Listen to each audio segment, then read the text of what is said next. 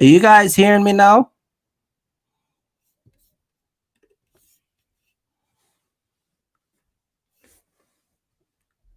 Hold on a minute, guys. Are you guys hearing me? All right. Are you guys are hearing me now? Okay, man. You know what? We listen, man. I'm trying out some new stuff, so you know what I mean. See these speakers behind me. I got my studio set up, so every time I do the live, I gotta switch over to get my speaker back here playing. So I'm not finished setting up everything where it doesn't matter. I can just keep on the same platform. Anyway, what I was saying before, let me go back to what I was saying because you guys did not hear me. I'm sorry about that. I was saying I want everyone to drop in the comment section Happy New Year to everybody so we can still say Happy New Year to everyone because the press, the New Year's is still on the press. You know what I mean? So we're still celebrating. And what I was saying before, when you guys did not hear what I was saying, is um, for the month of January, starting this Sunday, and it's going to be continue until the end of the month. Um, let me just tell you guys. Let me just tell you guys what's going to be happening. So starting this Sunday on the live, where I'm going to be giving away vacation. Okay. I'm gonna be giving back to you guys because you guys have shown love, support. You guys have stick around. Sometimes the live goes on for hours. So I'm going to be giving back to you guys. So I'm going to be giving away vacation. I'm going to be giving away money. Okay. I'm going to be giving away training. Okay. So for all you guys who like to get the partial training, I'm going to be giving away training. Okay. I'm going to be giving away gift, individual gift. I got some gift here. I'm going to be giving away gift. All you got to do is just come in the live, stay tuned. When time come to give away all that stuff, we're going to give away all whatever you wins. Now, I have to say this, there's a limitation on what you people is going to be getting. So if you win a vacation, you cannot get $1,000. If you win $1,000, you cannot get a gift. If you win a gift, you cannot get so forth. You guys get the drift. You can't get mentorship $1,000 and get to go on vacation. So please, you know what I mean. One person cannot get that. So it's gonna be one what I would say, one gift per household. So if you win one thing, that's it. Don't even when the next Sunday comes up, don't even enter because you're not gonna win. Automatically, you're gonna be disqualified, even if you know the answer. Okay. Now, the way this is going to work is it's going to be very simple. It's going to be question pertaining my channel, me, and my family, because those are things that you guys are seeing every Sunday. There are going to be occasionally question that I'm going to be asking outside of just the channel, but for the most part, every single question I'm going to be asking you guys should be know. You guys should already know. You get what I'm saying? Now, for all my friends, including Ray and Tony and my wife and my mom, you guys are automatically disqualified. You guys are already disqualified. I'm just messing with you guys. I'm just messing with you. Because I know some of you guys, you know what I mean? But anyway, so we're gonna be giving away vacation, money. I'm gonna be giving away training, okay, and a couple other stuff that I'm gonna be giving away. And for all the people that watch, subscribe to the channel, and share the video and comment. Now, this is something that I'm going to be doing, not this Sunday, but the following Sunday. Because this Sunday I'm gonna start the giveaway. Okay. Now I'm not gonna tell you guys. I'm not gonna tell you guys what we're going to give on each Sunday because I don't want to people to come and like You got to stay. I'm not going to tell you this Sunday we're going to give away $1,000 and then next week is a vacation and so forth. It's not going to, it's like a raffle. So you got to be here to win it. Now, on a Sunday, it's going to be multiple gift given away. It's not going to be one gift per, it's not going to be one gift, but it's one gift per household. So if you come this Sunday, not because someone wins something mean that that's the end of the giveaway. We're going to give away more stuff. However, once that individual wins, that's it for that also. Okay. So if, you know, if Dean wins, it's, you got to give Junior a chance. I can't give Dean a vacation, $1,000 training, and it's not going to be fair. Okay. So that's what I'm going to be doing. Okay. Dean says he want mentorship. Okay, here is the problem with giving mentorship to people, right? I have given away mentorship before, okay? But the reason why I did not mention mentorship is because between this month and next month, I am going to, my schedule is not going to be in accordance for me to be training anybody. And the people that I'm training right now is a limited amount of people. So by the time I'm done with that, it's going to be, you know what I mean? So that's the reason why I don't mention mentorship. However, if I do give away mentorship, it's not going to be right away. Okay. Now, what do you need to enter?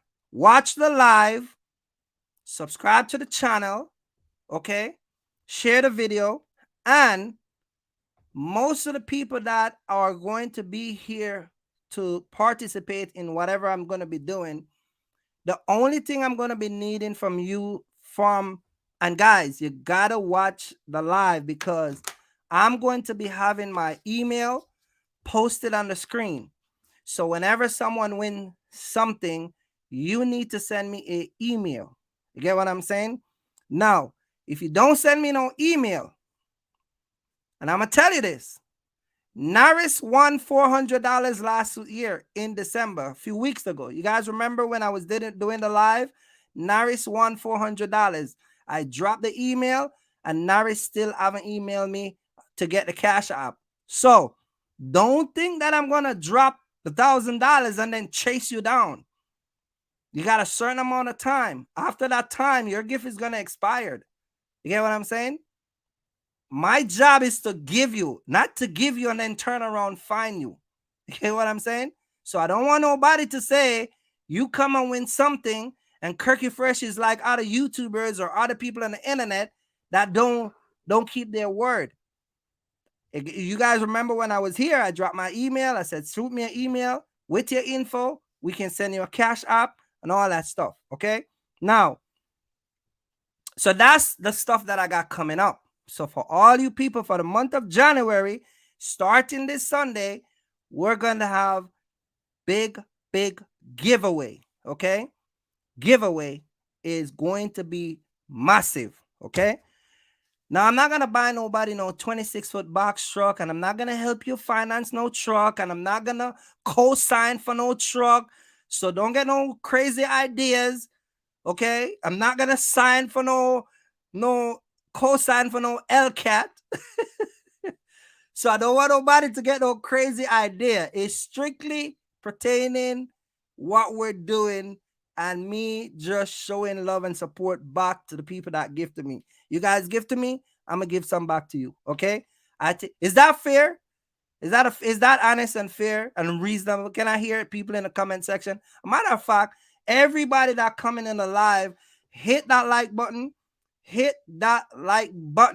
and tell me if that's reasonable, fair, and what you guys think I should do in the future. But as far as mentorship, even if I give away mentorship, it's not going to be immediate. I'm just telling you right now. But I don't know.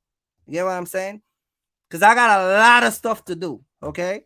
So that's the part that I want to get out before I even get into this discussion. Okay. So you guys got to spread the message. You get what I'm saying? Spread the message. Okay. Now, the live is going to be starting.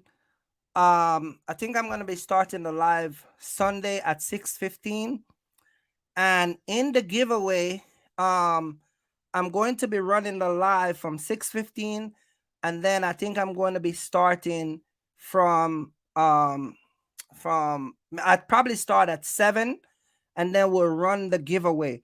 Now, I have a lot of stuff I'm going to give away to people. A lot of stuff, okay? A lot. Now, all the guys who watch my channel and listen to me every Sunday and whenever, you got to be here to win it, okay? And you don't I'm not gonna a lot of the people that watch my channel, you guys know how I already function already. You get what I'm saying?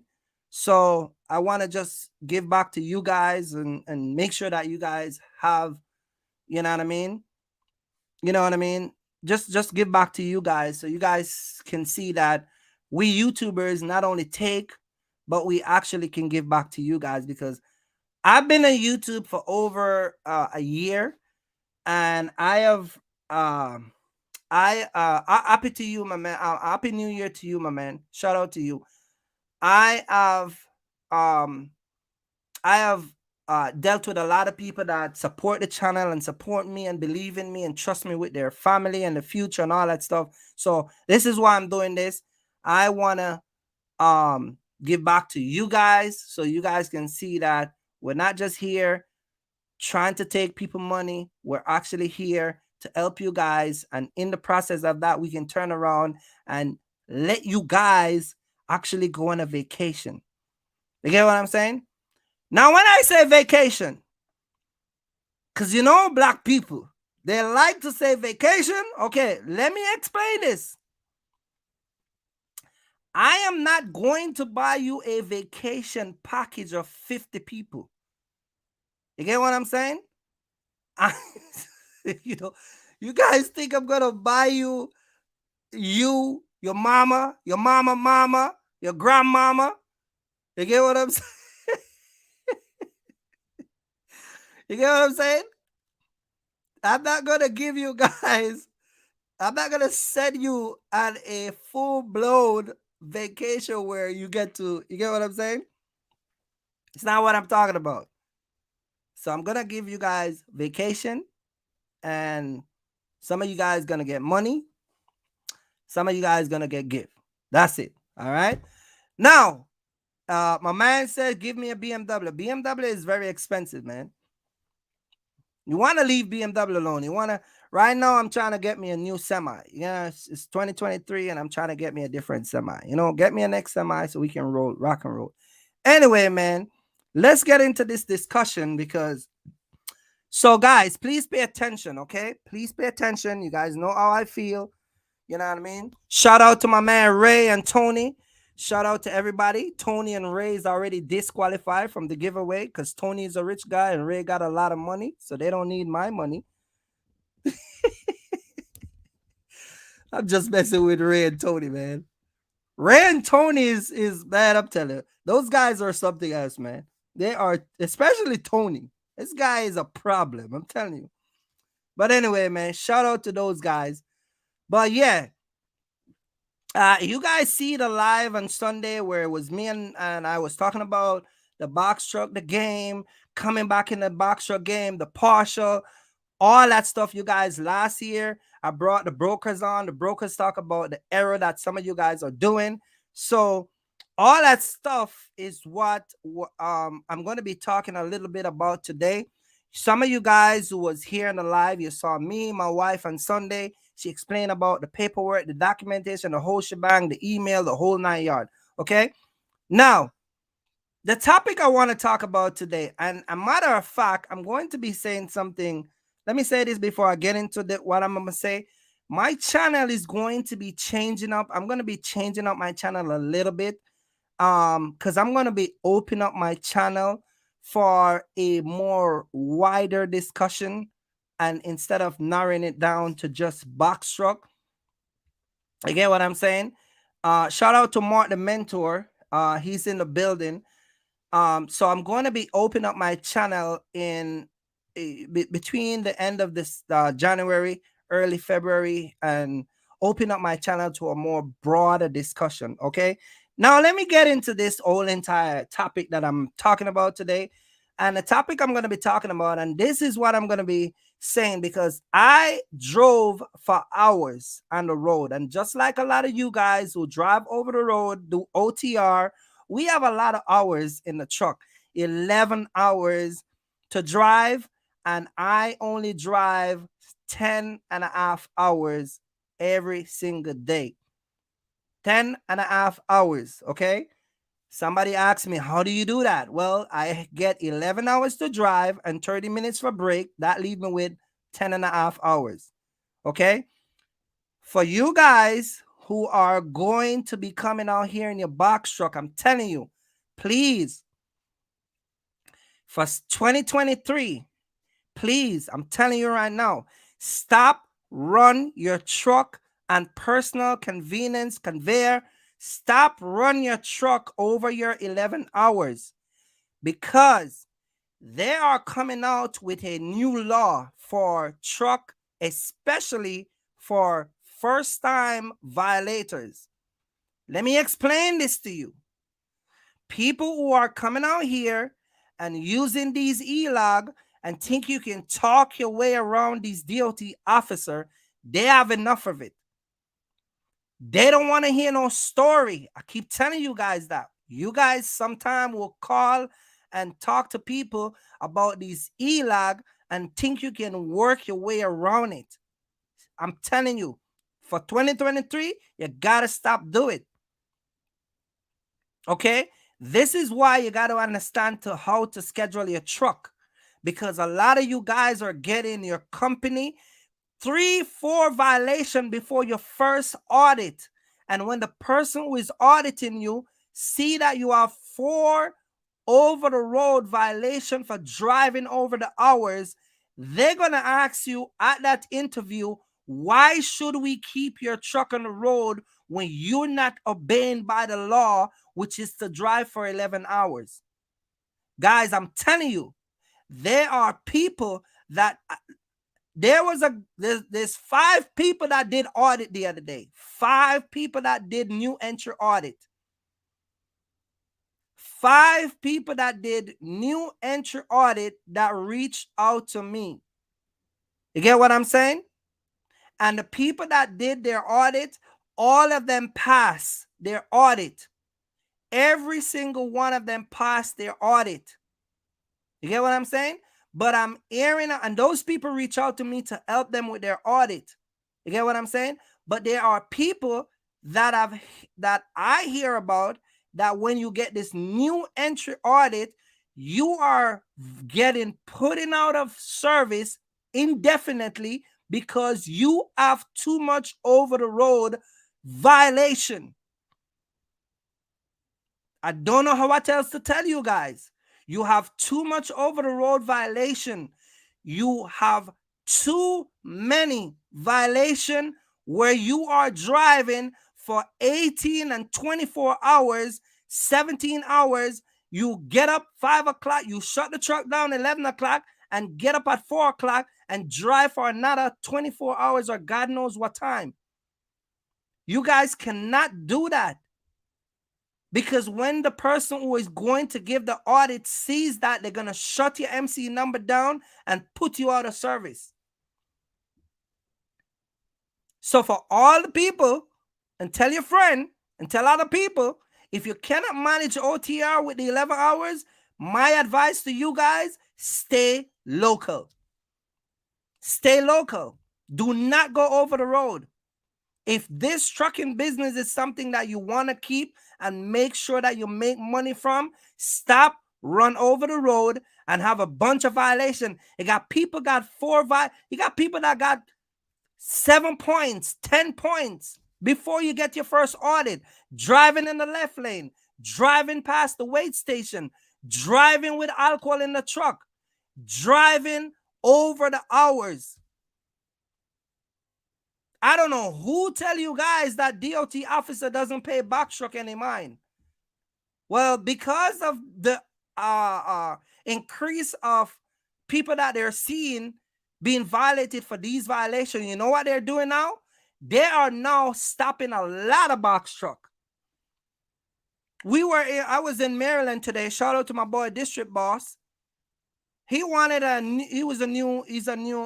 just got his, not a new company.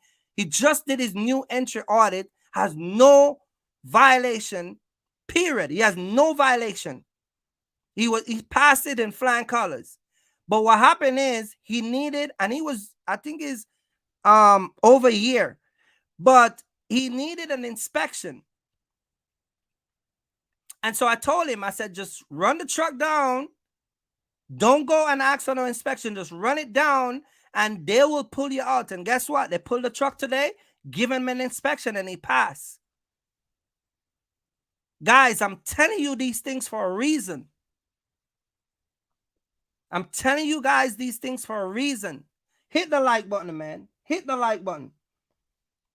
When you guys dropping a like, man, hit the like button. Hit the like button, because I'm trying to save some people business from going into shutdown. You get what I'm saying? So see, hear what the thing with a lot of people. Let me explain this to some of you guys. You see how you can talk to me on the phone, you can talk to Mark and all these other YouTubers, and we understand what you're talking about? These DOT officers, they're not like that. Stop thinking that these people are like that.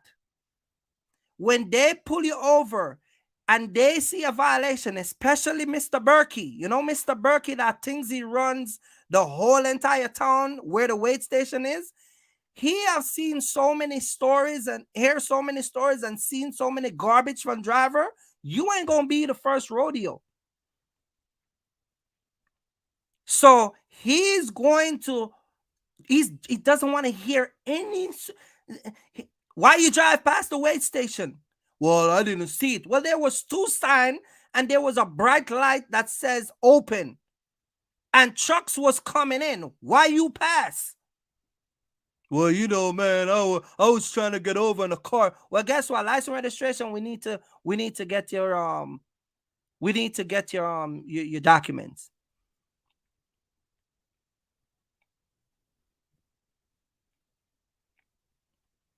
When you have a pre-pass, do you guys know what a pre-pass is? Look it up. It's called pre-pass. Pre-pass allows your company to register your trucking company, and they give you it's like an easy pass, and you stick it in the truck. And because based on your score, it will give you a green light and you don't go in the weight station. And if it give you a red light, you go in the weight station. The problem with that is when you get that red light and you pass, and that officer sees that you pass and that pre-pass is blinking red, that truck is going to sit at that weight station for 13 hours. You might not even be able to drive that truck. They might tell you to get a different driver. You get what I'm saying? Because what happened is the pre-pass is it's like you sign a contract where in the contract it says that you agree to obey and abide by every rule and regulation of the FMC. So when you have that in a truck, I was coming from Miami. I think I told this story before. My light was green. There was a state trooper on the side of the road in the weight station. As soon as I shoot by, he run me down. Last time I didn't have a semi. I was in my box truck. Shoot me down. Pull me over. He said, "Sir, I see you drive past the weight station. Why you never go in?" My pre-pass was blinking. I took it up and I showed him. I said, "Sir, I got a pre-pass." He said, "Oh, I'm sorry. I didn't see that you have a pre-pass." Because what happened is the pre-pass, when it's scanned at the top of the truck, it sends the message to the weight station ahead, and they know you're passing. But sometimes if they don't radio the trooper and tell them that you're good to go, they'll run you down. So you guys who coming out here, if you don't want to be going in the weight station, it's a and you don't want to be bothered by a lot of trucks in the wait station, get you a pre-pass. You know how much for the pre-pass? $17 a month. $17 a month. Your little side chick that you got, you buy her a new Jordan for $199 in Christmas, plus tax. That's 1 year worth of service you could have paid for and still got change in your pocket. $199 for a Nike Jordan. Trust me, I know. I buy a couple of them. For $17 a month, you could avoid get a violation on your trucking company. So I'm telling you these things because I'm trying to help you. So you need to get that pre-pass. All you need to do is send them a copy of your registration and a copy of your insurance. They will register the pre-pass and register your company, and they'll mail it to you. You get it within 3 to 5 days. You stick it in the truck. If you're out of town and you're going to be resetting somewhere at a hotel, you can let your wife overnight it, and you stick it in the truck, and you have no violation. You don't have to worry about any violation. This is why you guys got to train people when you put them in the truck. There is no reason why you should be running over these wait stations. I'm telling you, stop, drive over 11 hours and stop, drive past the wait station. Stop violating your trucking company and think that you can explain yourself to these DOT officers. They do not care about what you're going to tell them. They have no empathy. Zero. They don't give one iota what you're going to tell them. Especially when you run into a jerk of all jerk, the jerk of the century, and you don't even know how to talk to him, and you fall up in that truck. These guys don't want to hear no story. So, hey, I'm just telling you, man. You guys, I'm just telling you. So, for you guys who want to come in the trucking company, I hope you guys taking notes. Hit the like button. Hope you guys who wants to come in the trucking company and don't have your truckers yet, I hope you're taking on notes and writing down these stuff. Was talking to Ray a few weeks ago. Me and Ray was on the phone, and we were talking about wait station. And Ray told me that he was going to Houston. And I was explaining to Ray, oh man, when Ray told me the direction that he was driving, I said, Ray, you're going to Arkansas. They're notorious for pulling up on the behind of your truck and pull you over. And Ray called me and said, Kurt, guess what? I get an inspection today and I passed. The dude pulled up behind me.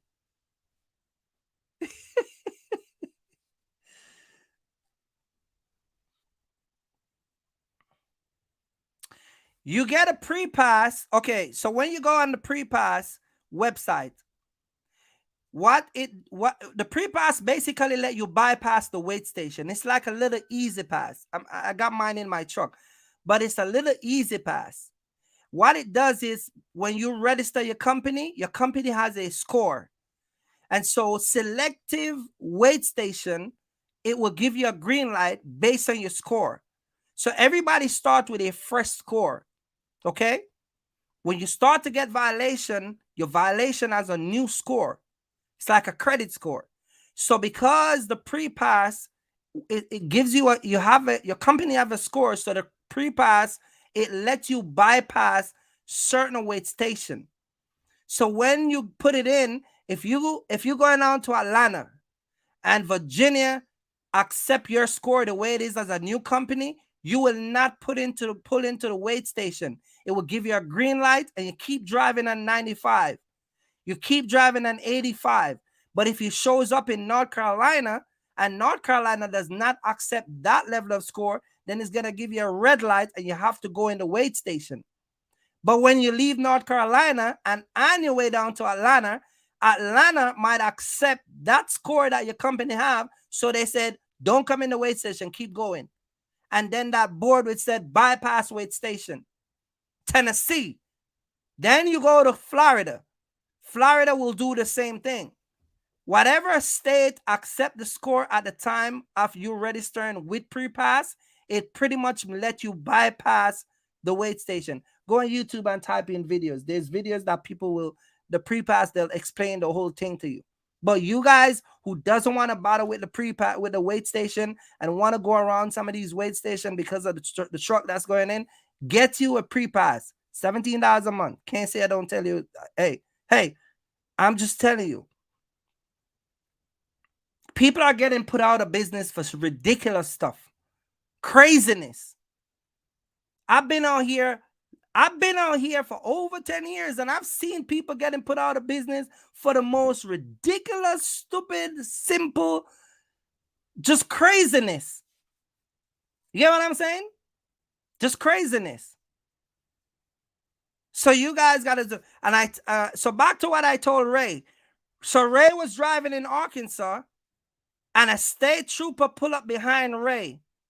State trooper. You get what I'm saying?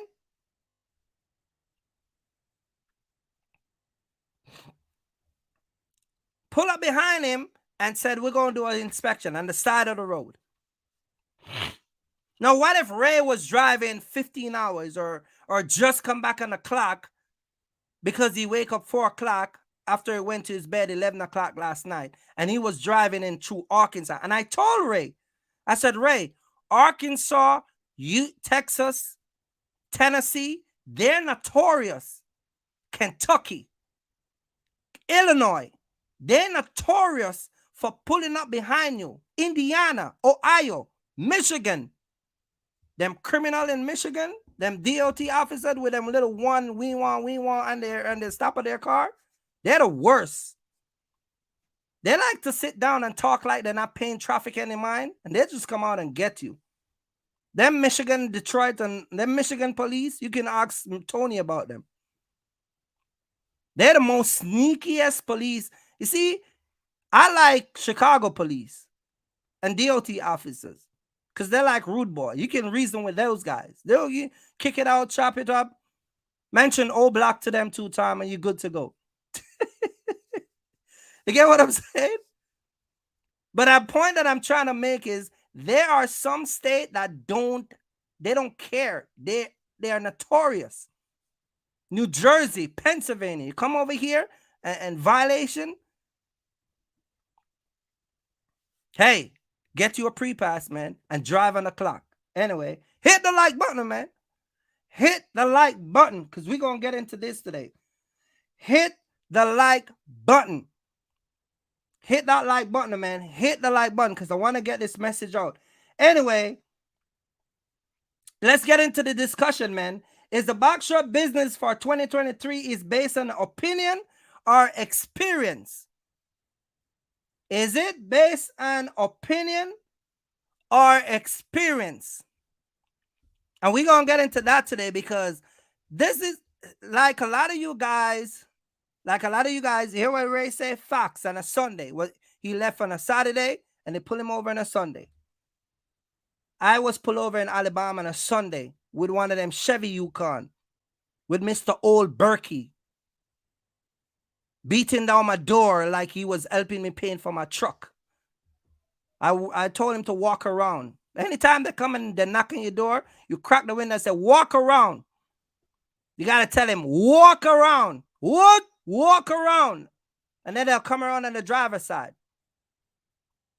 Mr. Old Berkey, no manners. Think because you're a DOT officer, you get to beat my truck down and get away with it? You get what I'm saying? So, yeah. Guys, let me tell you something. When you run in a trucking company, whether it's a broker or a DOT officer, stop act like these guys have dominion over you. Stop act fragile. Stop act like you got to kiss their butt. Don't think that you don't have any rights. And you can't talk to them. I'm not saying be nasty, but don't take crap from nobody. Period. You get what I'm saying? All right. Hit that like button, man, because we're going to get into this today. Is it based on opinion? Is the Boxtruck business, is it based on opinion or is it based on experience? We're going to talk about that today because let me tell you what I've noticed. I have noticed a lot of YouTube people are coming on YouTube, and I've started seeing a lot of people on YouTube that are new. They don't know anything. They coming out here, and I got, I know there's a lot of people that are coming out here, but this is a problem. A lot of people are coming out here with their opinion and try to state their opinion as as if their opinion is factual. You get what I'm saying? Hey, you that don't even own a 2022 truck. You that don't even own Ford truck. You that don't even know how to load your first pallet on the truck. I'm talking to you today. Because a lot of folks want to come out here with their opinion and then try to imply to people who are watching their channel as if it is factual stuff. So I'm going to go through some of the stuff that I see on the internet where people are telling people a bunch of garbage. Get what I'm saying? A bunch of garbage. You get what I'm saying? And then try to present to people on the internet as if what they're saying is facts. We're going to get into that today. Let me say this about people and their opinion. Let's start with the opinion part of it first.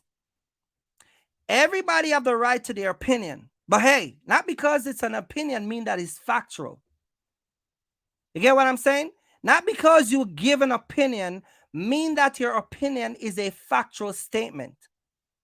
What I find is a lot of people coming on the internet and they're trying to tell you guys that a opinion that they has is factual. And then what they'll do is they'll tell you, they'll put up title like, is the Boxtruck business still good to get in? Is the Boxtruck business dead? Why is the Boxtruck business dead? The Boxtruck business is crashed. Amazon is trash. They'll give all these lists and then they'll come with these opinionated conversation. So I'm going to talk about that today because here what the problem with a lot of people with their opinion. That's just your opinion. Now, let me say this about opinion versus experience versus when you use an opinion to turn it into an experience. That's like you take an opinion and try to make it turn into an experience. And then what did I always say? Then when we look at your history doesn't match your opinion. And even though you turn the conversation in an experience, it still doesn't even match the experience that you're trying to push to the audience that you're talking about. You get what I'm saying? So people will come and give you an opinion, make it look like it's their experience, but then when you look at their history, they have no history. It doesn't match. You get what I'm saying?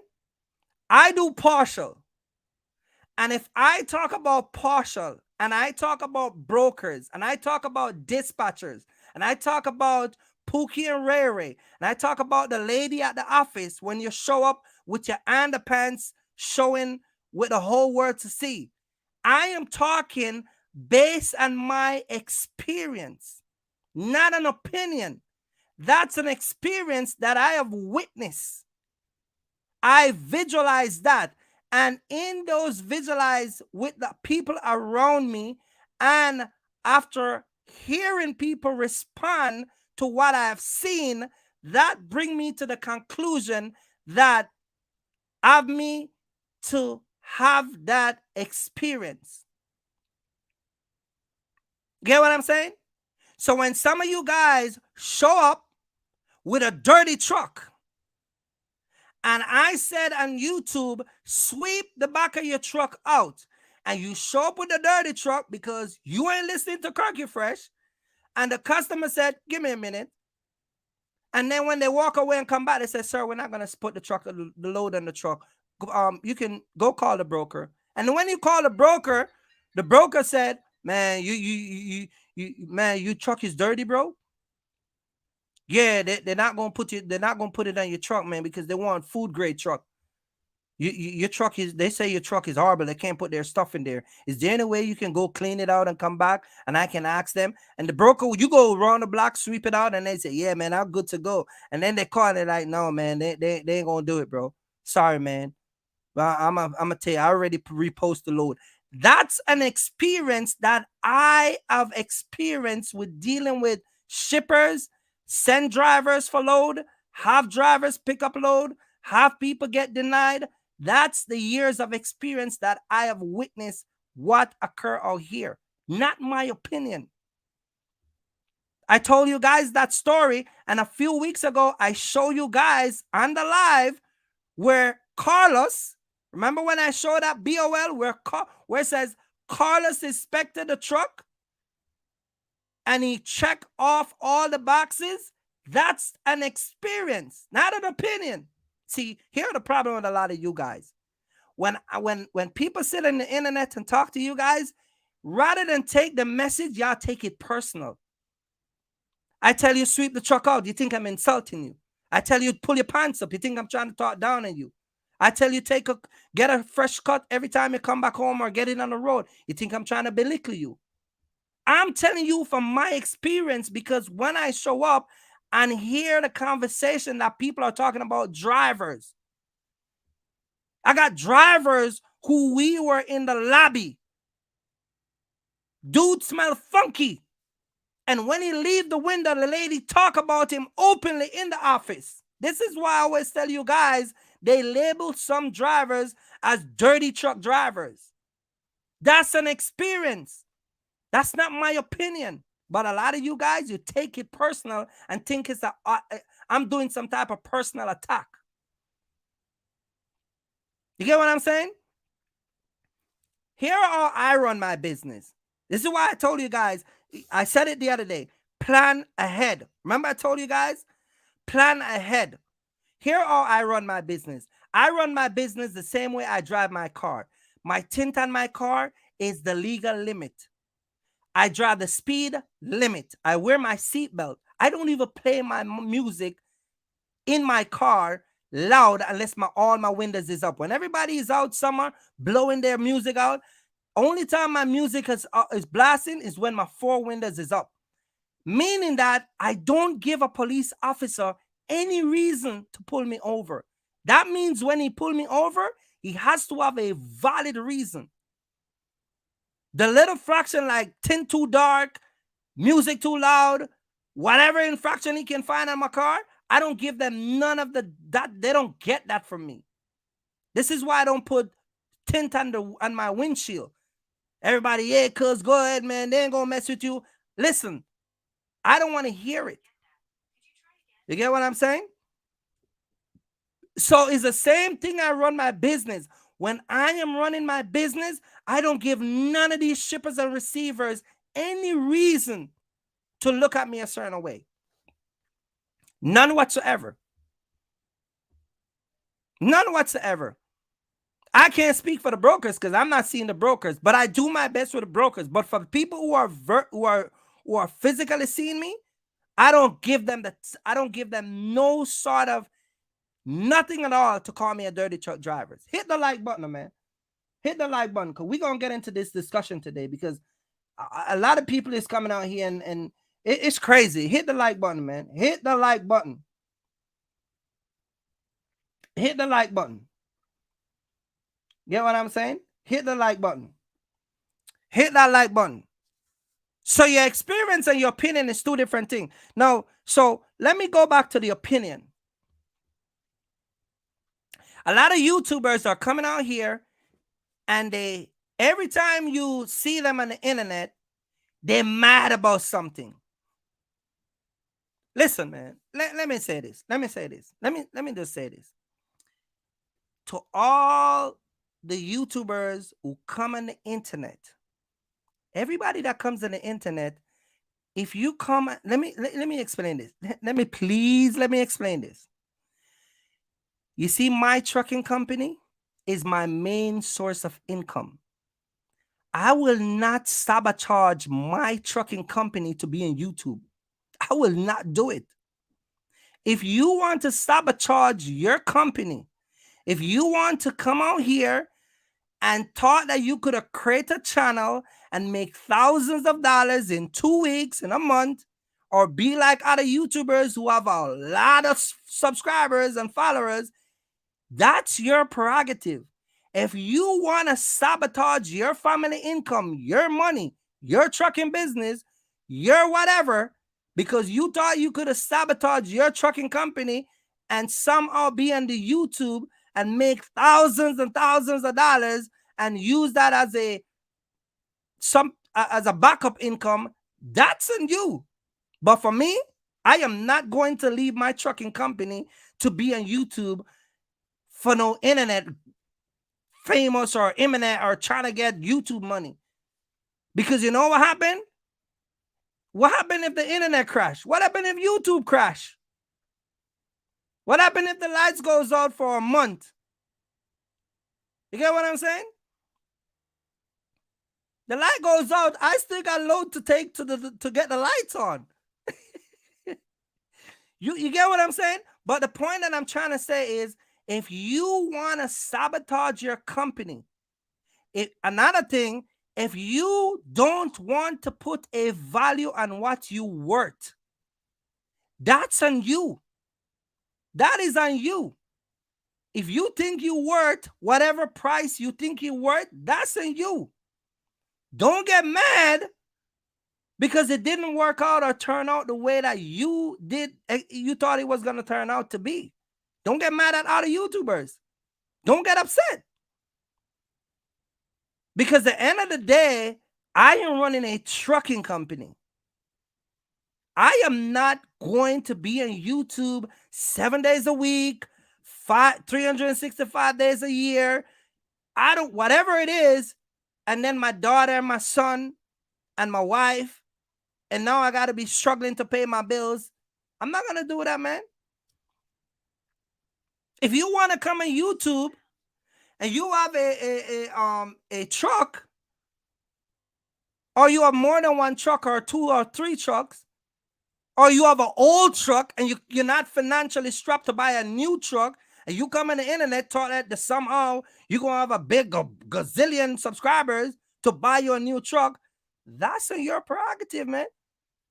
Don't get upset because it didn't pan out the way you thought it was going to pan out.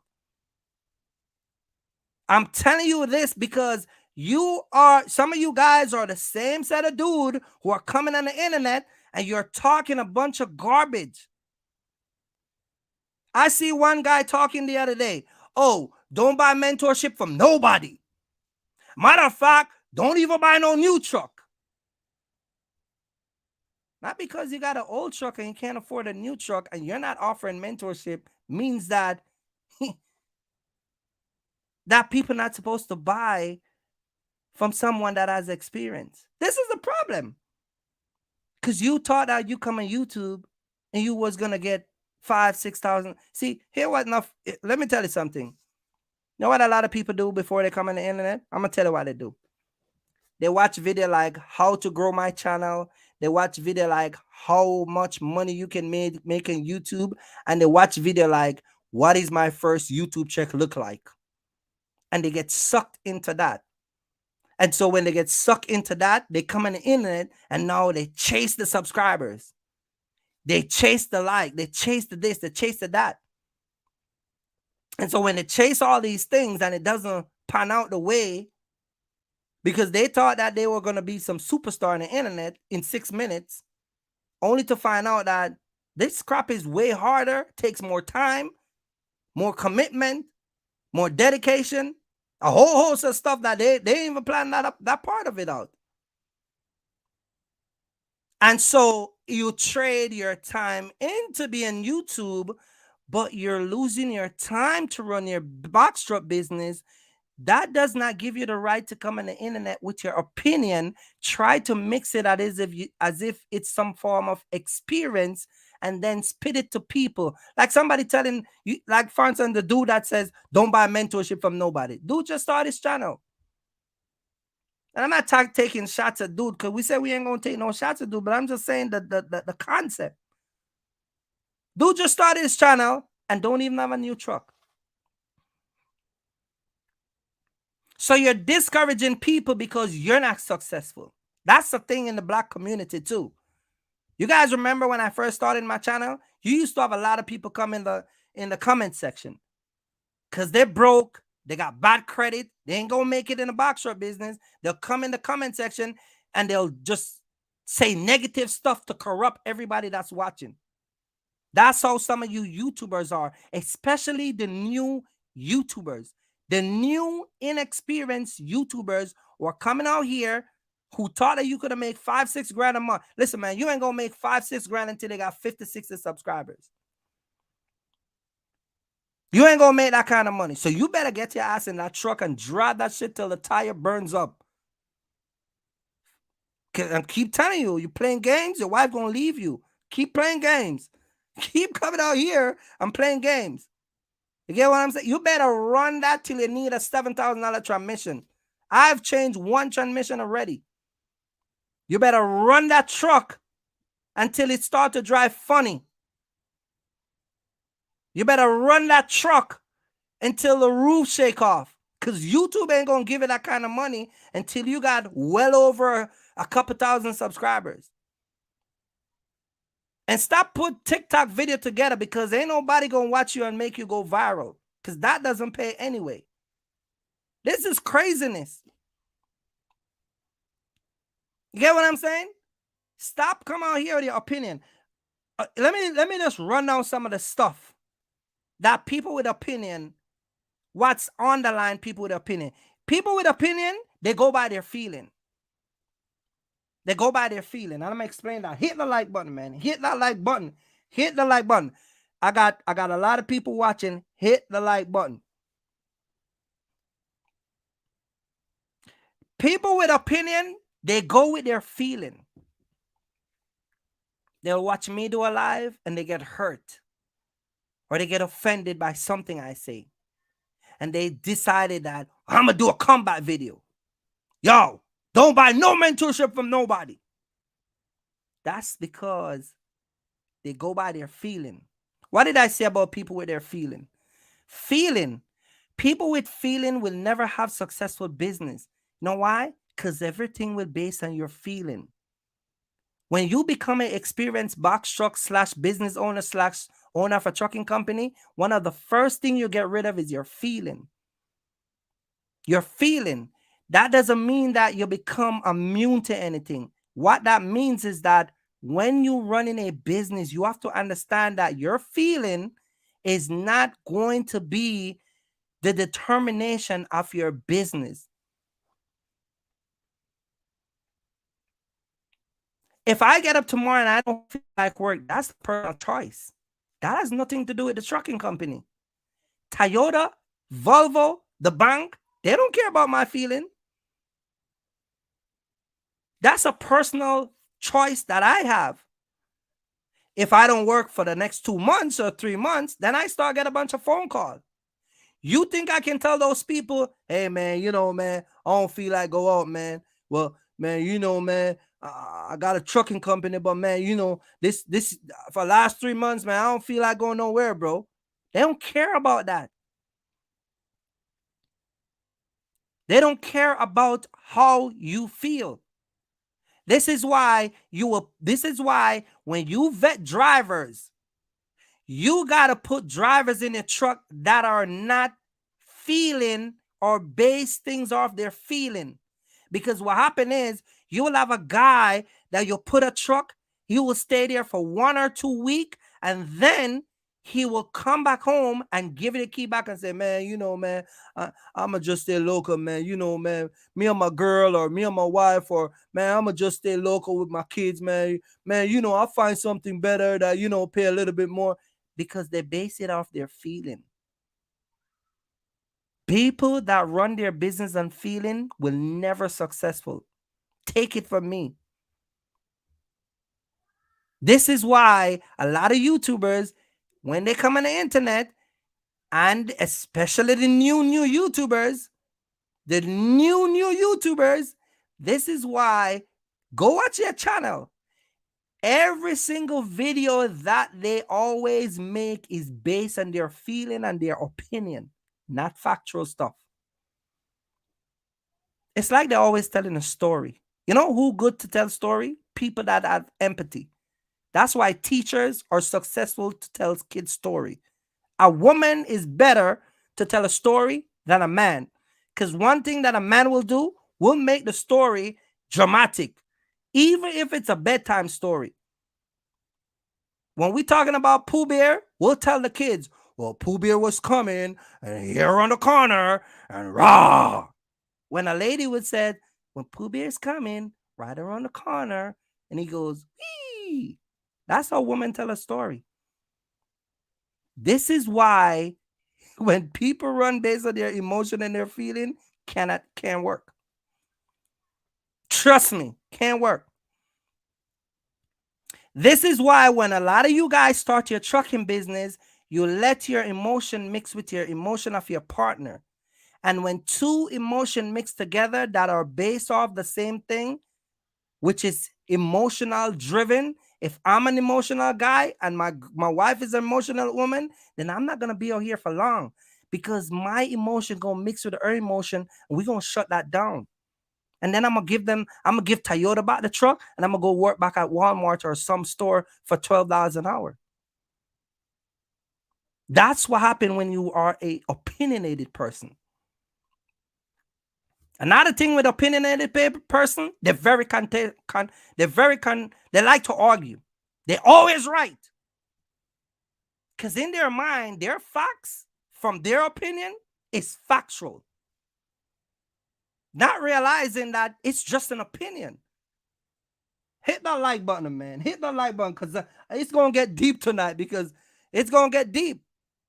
It's going to get deep because a lot of people, listen, you ever try to talk to a guy who have no idea about but you ever try to reason with a guy? You ever try to reason with a guy about a trucking or some sort of field that he has no idea? You ever go, like some of you guys, like say you used to be a former police officer or in the military or government or something of sorts where, you know what I mean? Like you used to be in that field. You used to be in retail or wherever. And you try to explain to that person and they will, whether it's a man or woman, and they'll run you over because they're going by their opinion. Opinion people are very argumentative. They're very opinionated and they're very argumentative. They're very confrontational. They like contention. Yo, man, you don't know what you're talking about, bro. Man, I'm this, I'm that, bro. They can come off as immature. They're very immature, matter of fact. Very immature. Watch people who are opinionated, very immature. They lack understanding. An immature person is lack understanding and wisdom. They have no temperament, no patience. They have no contentment. They're like the ocean, Waverly. They're all over the place. Another thing about opinionated person, they have no vision. Their vision scope is so small, it's like the size of a needle hole. They have no leadership because opinion is what run their whole soul. Everybody give an opinion. They give an opinion. The wife, the baby, the grandma, the mama, the sister, everybody. Opinion is what dictate their future, not actual factual stuff. They don't learn from their mistake because they're running their opinion. You get what I'm saying?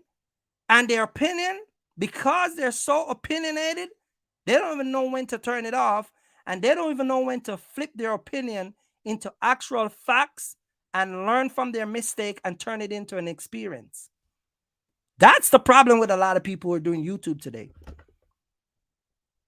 These new generation of inexperienced people coming out here and just pitching to you guys a bunch of nonsense. Yeah, don't start trucking 2023. It's bad. You look at their channel and you look and you go down to the bottom. Just go down to the bottom. You tap on the bottom and say, okay, cool. All right, let me see. And you look at the bottom and you go through all their videos. You see that their videos start 3 months ago. This is a guy that started 3 months ago.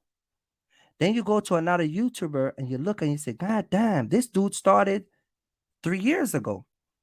And this guy got 40 subscribers. And this guy that with the 40 subscribers, he have over 500 videos. And he talks about the same thing you're talking about, but there's some factual stuff behind what he's saying, but you that just thought 4 or 5 months ago, all your videos is based off of opinion.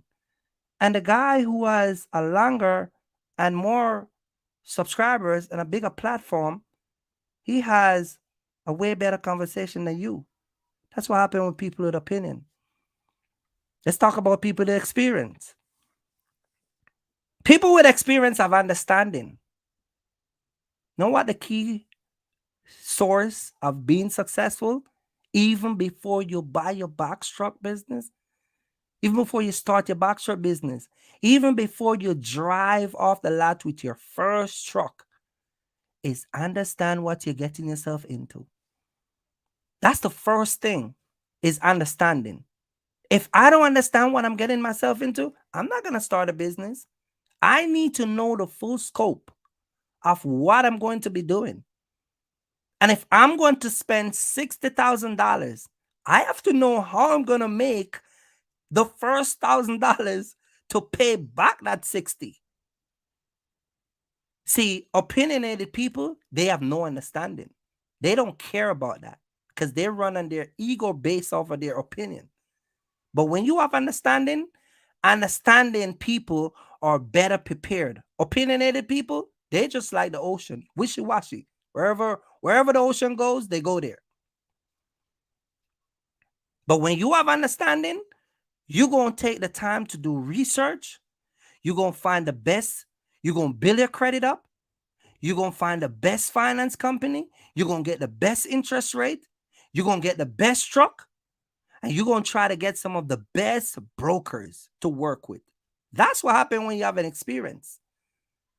Because people, believe it or not, there are some people that can start business that never been in business, that can manage and run a business way better than people that have business 2-3 years.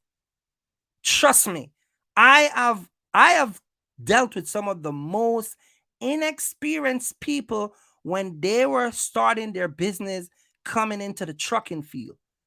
And I'm telling you right now, those guys run their business way better than people that I know in their business longer than those guys. They're more articulate, they're more organized, they're more precise, they're more patient, they're more humble, they yearn for wisdom and understanding. They seek it daily. They ask questions constantly. Opinionated people have no time for that. Once they draw their opinion, that's it. Hit that like button, man. Hit the like button, because we're going to get deep with this today. Hit the like button.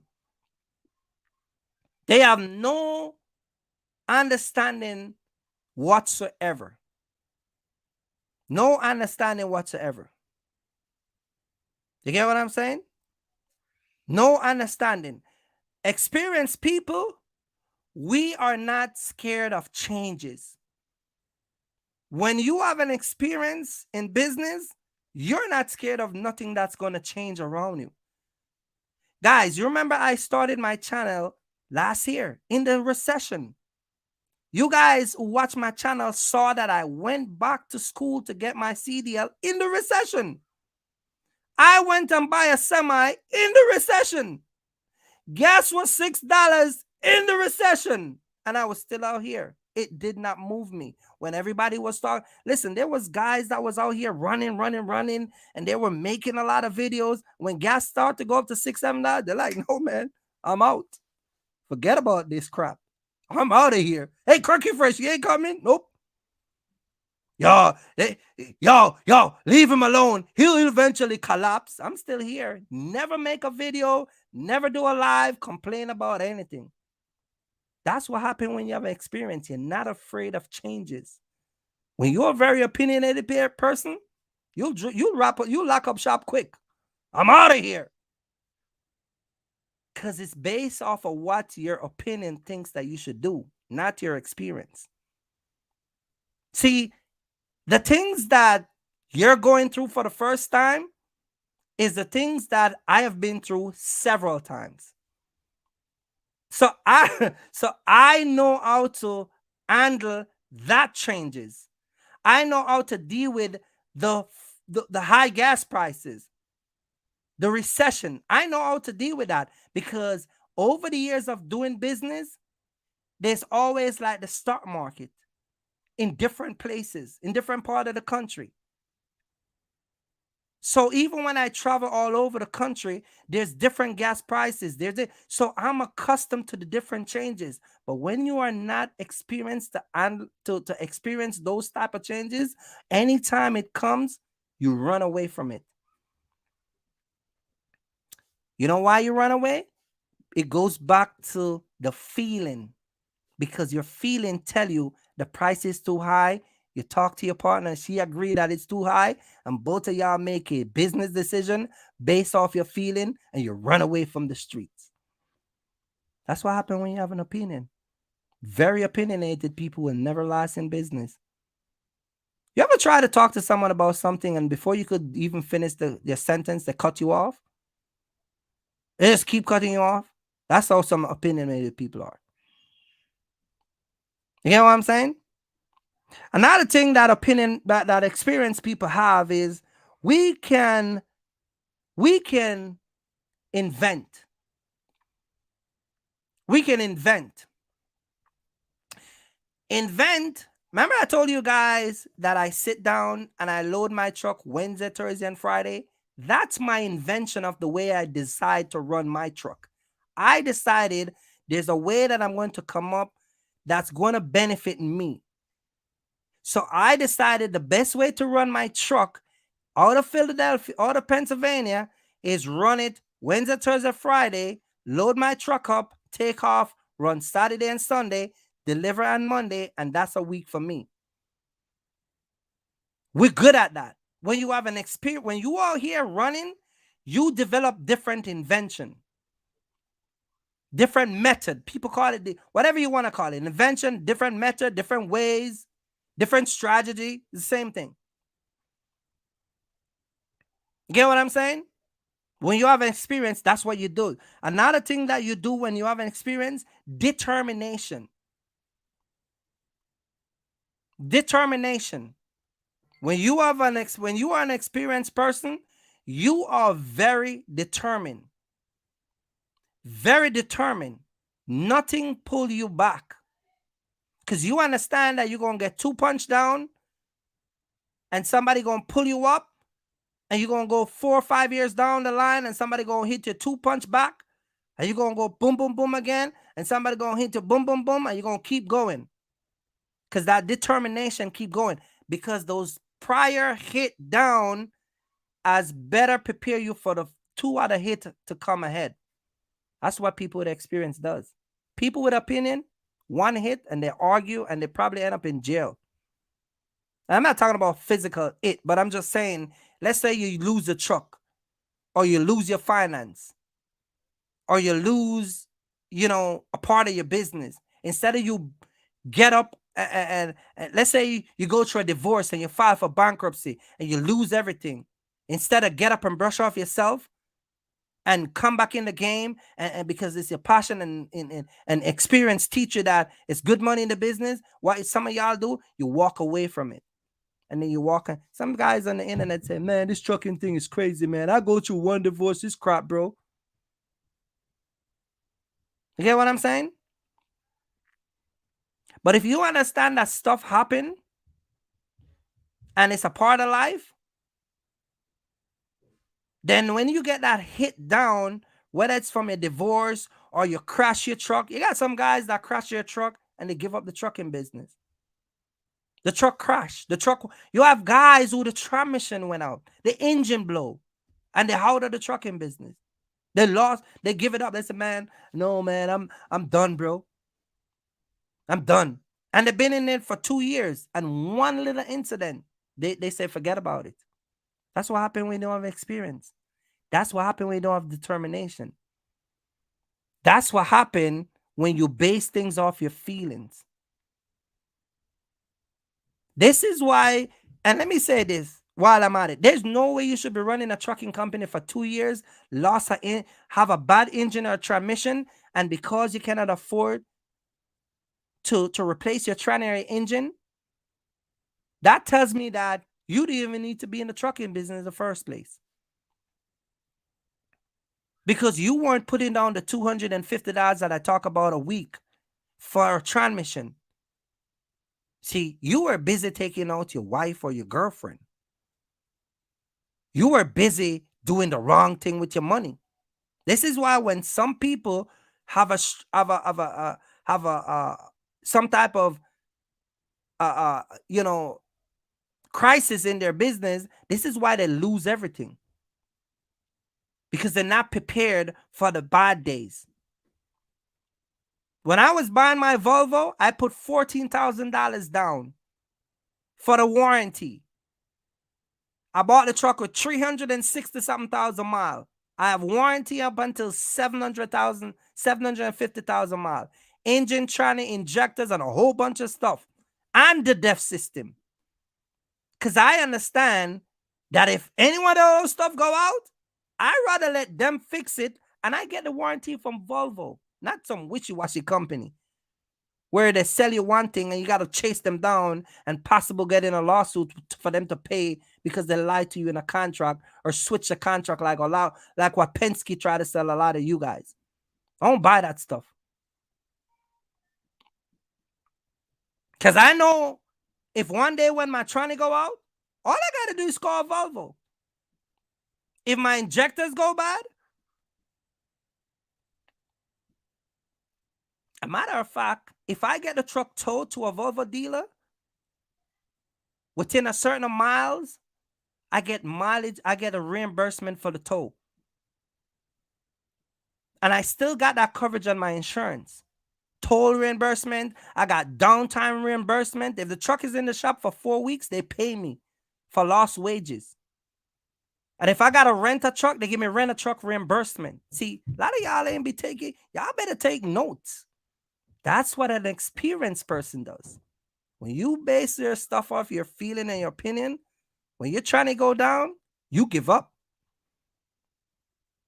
So for all you guys who like to come out here with your inexperience and opinion, hope you're taking notes. Moving along.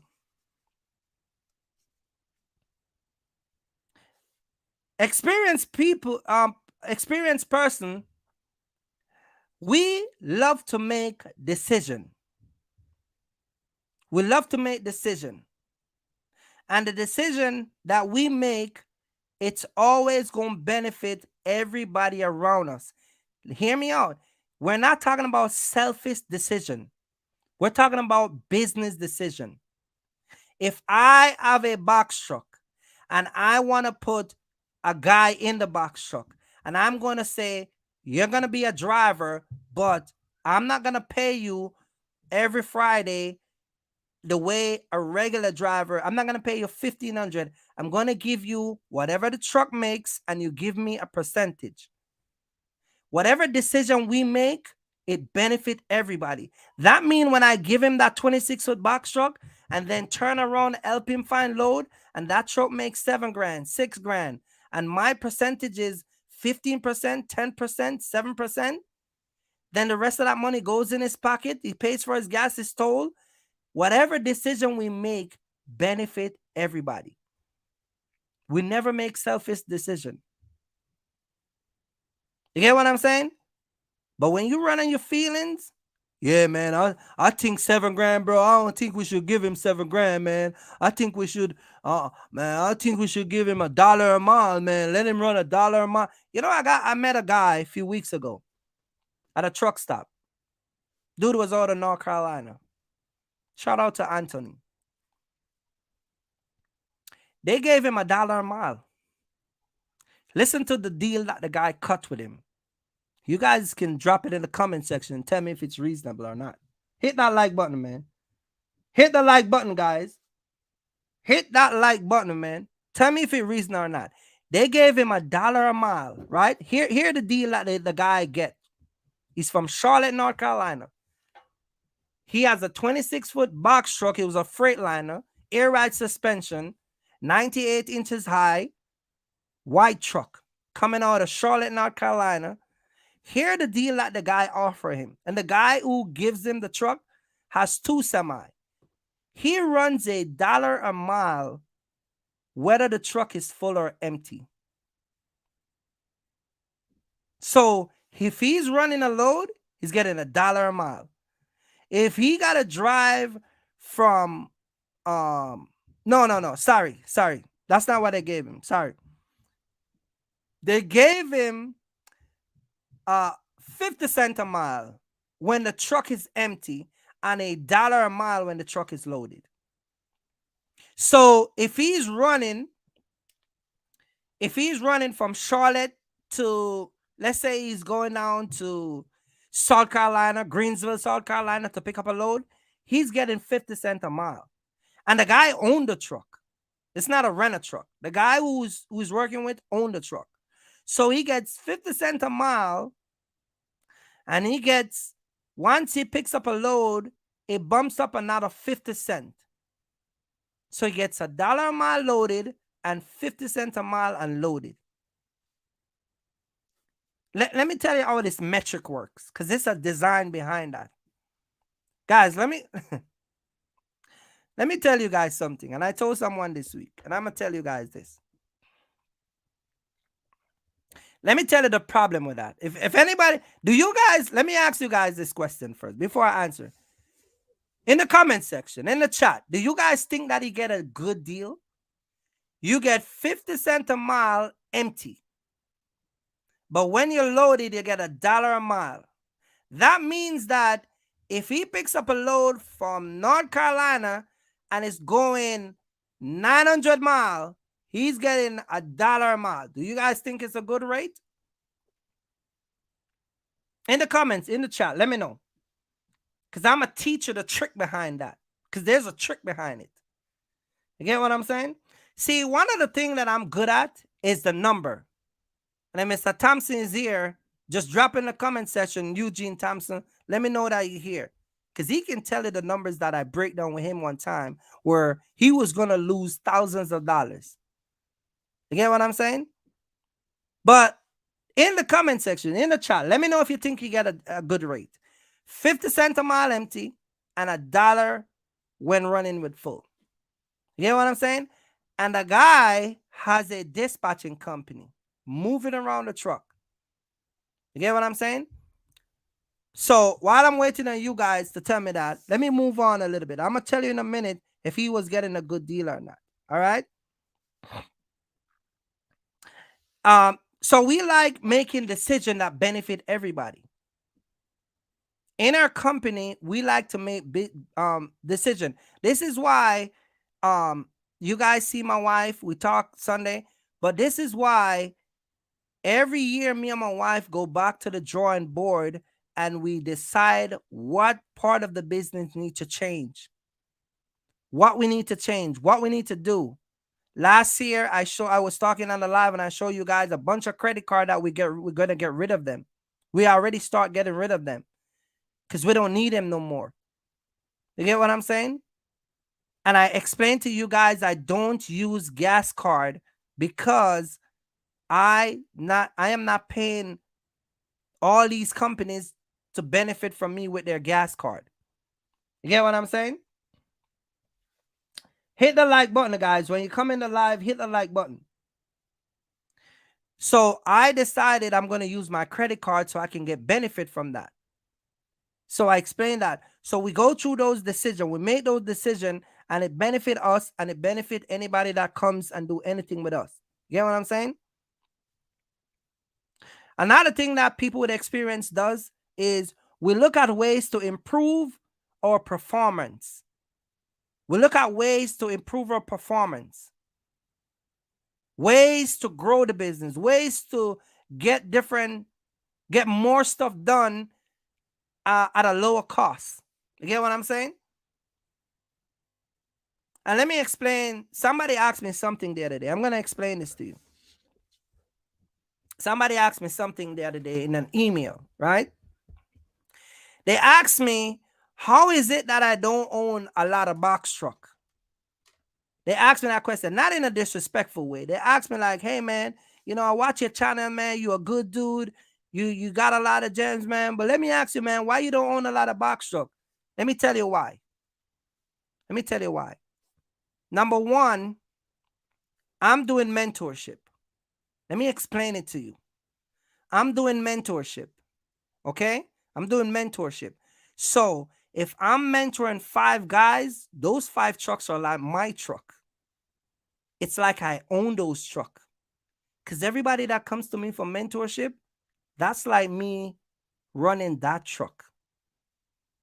So I don't have to buy 5 trucks because I already got 5 trucks. The only difference with those 5 trucks, those trucks are not in my name. You get what I'm saying? So if I'm running 5 trucks, included my 2, that's 7 trucks. And I'm moving each truck every month at an average of $20,000 to $25,000. I don't need to buy 5 trucks. See, experience tell you those stuff. I wonder if y'all catch what I just said. Do y'all catch what I just said? So let me explain it to you. Let me explain it. I'm going to put some of my personal business out there because I want you guys to understand. So if I'm moving around 5 trucks, let's say I'm moving 5 trucks. I'm going to just give you a basic number. Let's say I'm mentoring 5 trucks at $1,000. That's $5,000 a week. And I don't own those trucks. I'm just giving you an example. That means for 1 month at $5,000 a week, that's $20,000 a month. And none of those trucks is in my name. Hey, are you listening? Are you paying attention? So if I'm moving 5 different guys at $1,000 a month, because every guy is paying me $1,000 a week, and every guy's paying me $1,000 a week, and there's 5 trucks, that's $5,000 a month. 4 times 4, that's $20,000. If I'm moving 5 trucks at $20,000 a month, even if I own 5 trucks outright, more likely I would make the same money. You understand what I'm saying? Whatever the number is, whether it's 1,000 or 2,000 or 1,500, whatever it is, you do the maths, more likely I'm making the same exact money. The difference is the expense is not mine. And I told him in the email, I said, I'm going to answer. Keep watching the live. That's what happened when you got experience. So all I do is, instead of buy up a bunch of truck, I just mentor people and run their truck. And I make the same money as owning 5 trucks. Uh-oh. Mama! Kirky Fresh! You dropped the gems. That's all. And all I got to do is maintain those 5 trucks at an average every month. That means I don't need to own them. Because think about it. If I own those 5 trucks, I would still make them average 20 to 25 a month. But then when I do the costs, put drivers in hotel, the gas, the toll, the whole shebang, I'm walking away with the same exact thing. In business, you got to be smart. A smartness make you successful. The story about hard work make you successful, it's a myth. It's not true. You got to be smart. Smart and effective. And that's going to bring me to the next thing about experience. When you have experience, you're very effective. Sure. I got a dude, one of my trainees, came, trained. He came and he trained. He came and he trained. He paid me for mentorship. Coolest guy that I ever worked with. Still working with him today. He came and he trained, and now he's moving. Listen to what this man is doing. I train him because he paid me for mentorship. So I mentor him. And then he's turning around, taking the wisdom and knowledge that I train him, and he's now moving another truck.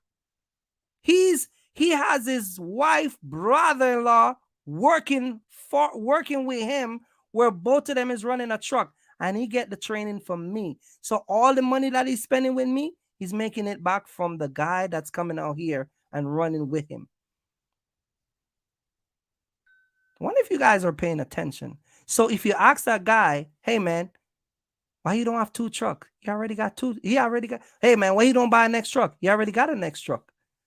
The difference with him is that the expense is not his responsibility. You guys got to be smart. And I'm the one that train him. I'm not making this stuff, man. Man, listen, man. I'm not making this stuff up. I train him. You hear what I'm saying? I train him from my mentorship, my tool, give him my wisdom, my understanding. He took it. He mastered what I trained him. He then turned around and struck a deal with his wife, brother, or brother-in-law. Now, his wife, brother-in-law went and buy a Eno air ride suspension, 98 inches high, because I saw the truck.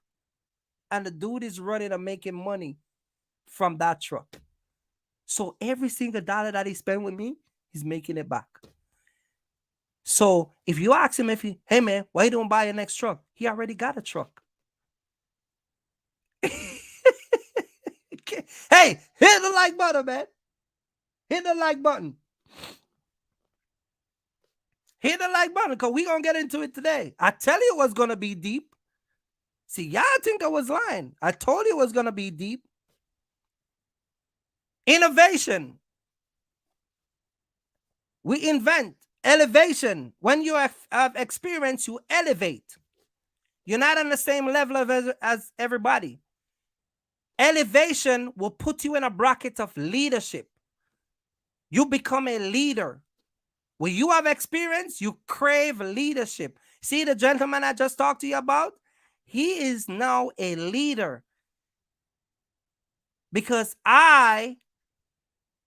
he came to me, learn, and now he elevate, and now he's a leader. Now a guy is listen, I give him my experience.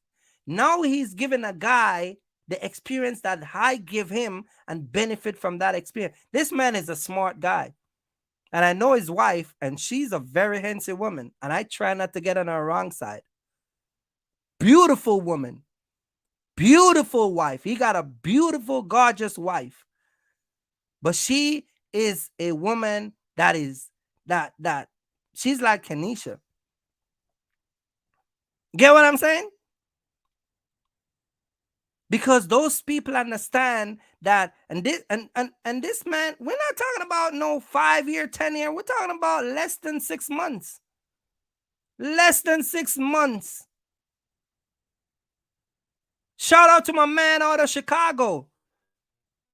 Man, come to me and I train him. My man out of Chicago came to me and I train him how to do partial. This guy is making a killing out of Chicago, from Chicago to Dallas and back, from Dallas and Chicago. This guy is going nowhere, making a killing every single week. Because those people understand. They come, they get the experience. They never come with their opinion. They're not like, no, man, I want to go to North Dakota. I want to go to Arizona. You said don't go to the Montana, but I got to go there because I heard that there was some, there was some big bang story going on out there. I want to go there. You get what I'm saying? Latrice is a female. She came unto me. We did a training one night at 7 o'clock. I think it was 7 o'clock we started training. Latrice was in a box truck renting. When I finished training Latrice, she was out of a box truck, financed a box truck, and now she's running a box truck that she owned and operate. And she was a school teacher / principal. She's making thousands of dollars. She came on the live. Mr. Smith came from corporate, Kroger. Muhammad, Cyrus Lane was in the military. You guys see all of them. Eugene came from out of Colorado, came out here. I trained him. He run around with a truck. And then by the time he come over here, he got issues with the truck. And then he go back home and we regroup. And then he came back out here. These people understand the method. They're not coming out here with their opinion and their feeling. And, oh, no, man. Yo, I ain't going to work for me, cuz. These are people that don't think that these people have ever been in trucking. These people that I'm talking about have no trucking experience. Zero. Mr. Smith was at his corporate job for how much years? Tony was doing his job for how much years? All these guys. Latrice was in Miami as a teacher, as a principal. Muhammad is at growing a company down in Atlanta. These people are military. Cyrus Lane used to be in the military. Come out and decide he's going to start his own company. Went on the internet, say want to come in the Boxtruck business, reach out to me. Now we got Cyrus Lane running from Dallas to the Midwest and back. Oh, man, my boy. How could I forgot about my boy Steve? Shout out to Steve, man. How could I forget about my boy Steve that came out, that reached out to me with a 24-foot box truck, get the training, was doing the partial, and in a few months when I said I was gonna get my Class A, he went back and got his Class A too, and now he's driving a Peterbilt 2019 with a 2022 trailer, air ride suspension, swing door, 98 inches high. These people come to me. They're all in the chat. You know why they learn what I said? Because they never hear with their feeling. They don't come with their feeling. They didn't come here with their opinion. They were here for one thing and one thing only. I need to get the crap that you got, bro, and I'm going to pay you for it. I got guys come over here, they pay $6,000, $7,000, $8,000, $12,000. I got dudes that pay thousands of dollars. Some of you guys won't pay $1. You won't pay $120 for a consultation. Nope, not giving. Nope. Not a consult. Nope, not going to pay him. Why? Because I'm not paying for his BMW.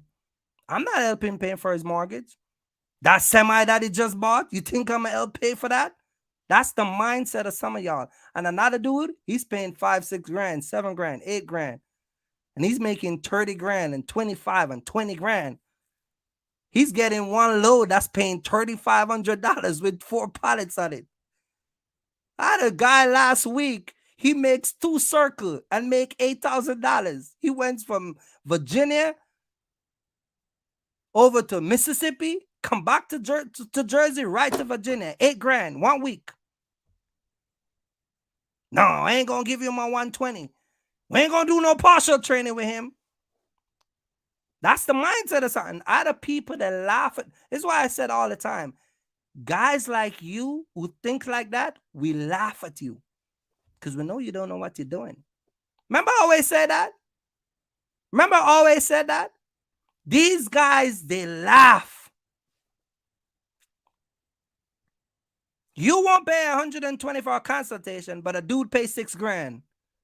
And at the end of the month, he gets $25,000. Shout out to my girl Nick. Happy New Year to Nick. Yo, man, hit the like button, man. My girl Nick is in the building. Nick is in the building. Get what I'm saying? Shout out to my girl Nick. Shout out to Joseph. Everybody that's dropping in the building, man, we're talking about your opinion or experience. And I'm not knocking people. Listen, I'm not knocking people who doesn't want to pay me. You don't want to pay for something, that's your prerogative. That's cool. I'm not knocking you. If you just outright say you're not going to pay nobody on YouTube, that's cool, man. Hey, man, look, Stick around for the end of the month because you might end up with a free consultation because we're going to give away stuff. You get what I'm saying? But I'm talking about the people that are purposely thinking that if you give me your money, somehow it's going to elevate me to a point where I'm going to either surpass you or better than you. Or I don't know what the thinking that's going through some people's mind. But there are people who are paying $6-7 grand and they don't even waste time to spend that money. They're like, yo, man, I talked to dude on the phone right off the back. Yo, man, you want me to pay right now? Or yo, I'm gonna pay right now, man. I'm gonna do that right now, man. I'm talking to people, and people are, yo, you get the message, you got the email. I just paid for it. Just paid for it. You saw? Oh yeah, I saw it come in. Hey man, how much is the partial? All right, yeah, the partial is $550, and once you set it up, then all right, man. All right, yeah. All right, Cookie Fresh. So all right, man. So you ready? Yeah. All right, cool. Yeah. You get the message. I just paid for it. You get an email. They don't waste no time. But you over there with your 120, your $120, you're not gonna give Cookie Fresh, because somehow I'm gonna be surpassing you. Not everybody. I'm not saying everybody has that mindset. The people who has that mindset, they know themselves. They know themselves. I'm not talking to everybody. The people who has that mindset, they know themselves. Hit that like button, man. Hit that like button. They know themselves. Another thing that a lot of people do who thinks like that, because they have a perception of YouTubers, they classify everybody as one. So no matter what I do, they're still going to classify me as another YouTubers who is out here to get their money and go drive a BMW and live in a big house and drive a tractor trailer and make thousands of dollars off the back of their money that they're working at their 9-to-5 job. Get what I'm saying? That's the mindset of some people. Shout out to Alexis coming in the building. You get what I'm saying, guys? You get what I'm saying? Eugene is in the building. Look at Eugene. Let me give you a story about Eugene. Eugene came to me and he said, hey, Kirk, I watched, listen, this is a man, listen, these are older people. He reached out to me and he said, Kirk, listen, man, I've been watching YouTube and I watch your live all the time. And listen, man, I want you to mentor me. And by the time I get off the phone with Eugene, I get an email or text, because on my phone, I get an email and a text. He said, yeah, I got you, man. I'm gonna pay for your mentorship because you're a real dude. Boom, boom, boom. In no time. By the time he hung up, the mentorship come in. Boom. How much for my mentorship? $2,850. These people are paying these every single day. No hesitation. And they're booking a $120 consultation. Once they book the consultation, they decide what they want to do and they pay for what they want. But some people believe that I'm not going to give you 120 for what? To pay for your truck? To do this? To do that? You got to stop that thinking, man. You got to run that mind. You got to put that thinking aside. Because whether you pay me or not, success is determined by you. Even when you pay me, it's still up to you to be successful. All the training that I give you, this is why everybody who come to me for training and come to me and we do business, the one thing they'll tell you, I don't play games with nobody. They will tell you, I curse brokers out. I go hard as if the truck is my truck. I will curse the brokers out for detention. I never had to do it, but they can tell you, I go hard hard for every single body. Tony was supposed to get driver assist. Spoke to the guy. Dude said, yeah, we're going to send driver assist. Give me until tomorrow morning. Before Tony called me, I was on the phone. Soon as the guy come on the phone, I say, yeah. Boom, Tony. And then Tony's on the phone, and I'm like, Tony, how much you want? And he's like, yeah, all right, how much you think I should get? And I'm like, Tony, we can do 250. We can do 200. We were going to pick up a load. The broker tell us one description and then call us back and give us a different description and then turn around and tell us how much we should charge. And Tony's like, Kirk, what we should do? And I give Tony the price and we tell the broker, say, yeah, go ahead. No problem. I don't run my trucking business and run my business and mentor people like dispatchers. See, dispatchers, they just need their 10% and their 15%. They don't give a crap about anything that happened to you.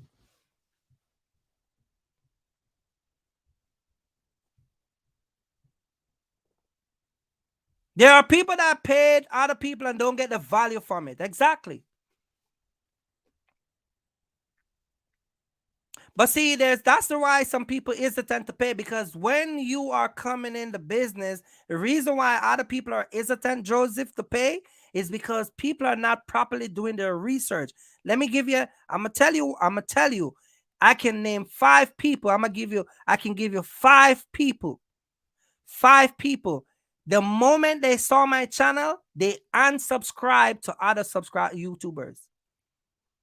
And that's not in a disrespectful way. They unsubscribed to other YouTubers because, one, those YouTubers could not fulfill their desire to learn or to get a proper understanding, or did not have the experience to get them on the level to where they could go out confidently and buy a Boxtruck. That's why when they come to me and they saw my channel, they instantly unsubscribe because they don't even want to get distracted by these guys. Shout out to Mr. Young in the building. You get what I'm saying? Serious Lane do it. Mr. Smith do it. Muhammad do it. Tony do it. Ray do it. Eugene do it. They all unsubscribe to other YouTubers. Every single one of them. Because they did not want to get distracted. So once they find me, they said, man, this is the guy I'm going to deal with. I'm going to just subscribe to him because I'm going to zoom in on what he's doing. And that's not, as I said, that's not to disrespect other guys. They just don't want to be blindsided. You get what I'm saying? Because now they find a guy who have an experience that they're looking for, and now they're going to put up their money.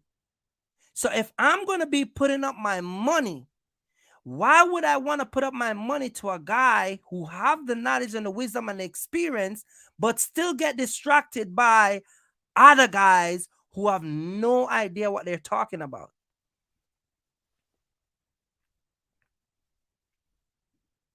You get what I'm saying? And that's just the factual thing about being out here on YouTube. This is why I always say, Joseph, history is best qualified when it is documented. I always say that, because if you were paying attention to all the other YouTubers and you were going by their documentation, you would not pay somebody and lose 3, 4, 7,000, 20,000, 15,000. You would not use that money, because by the time you look at their channel, you would see that they don't have enough history to back up their opinion.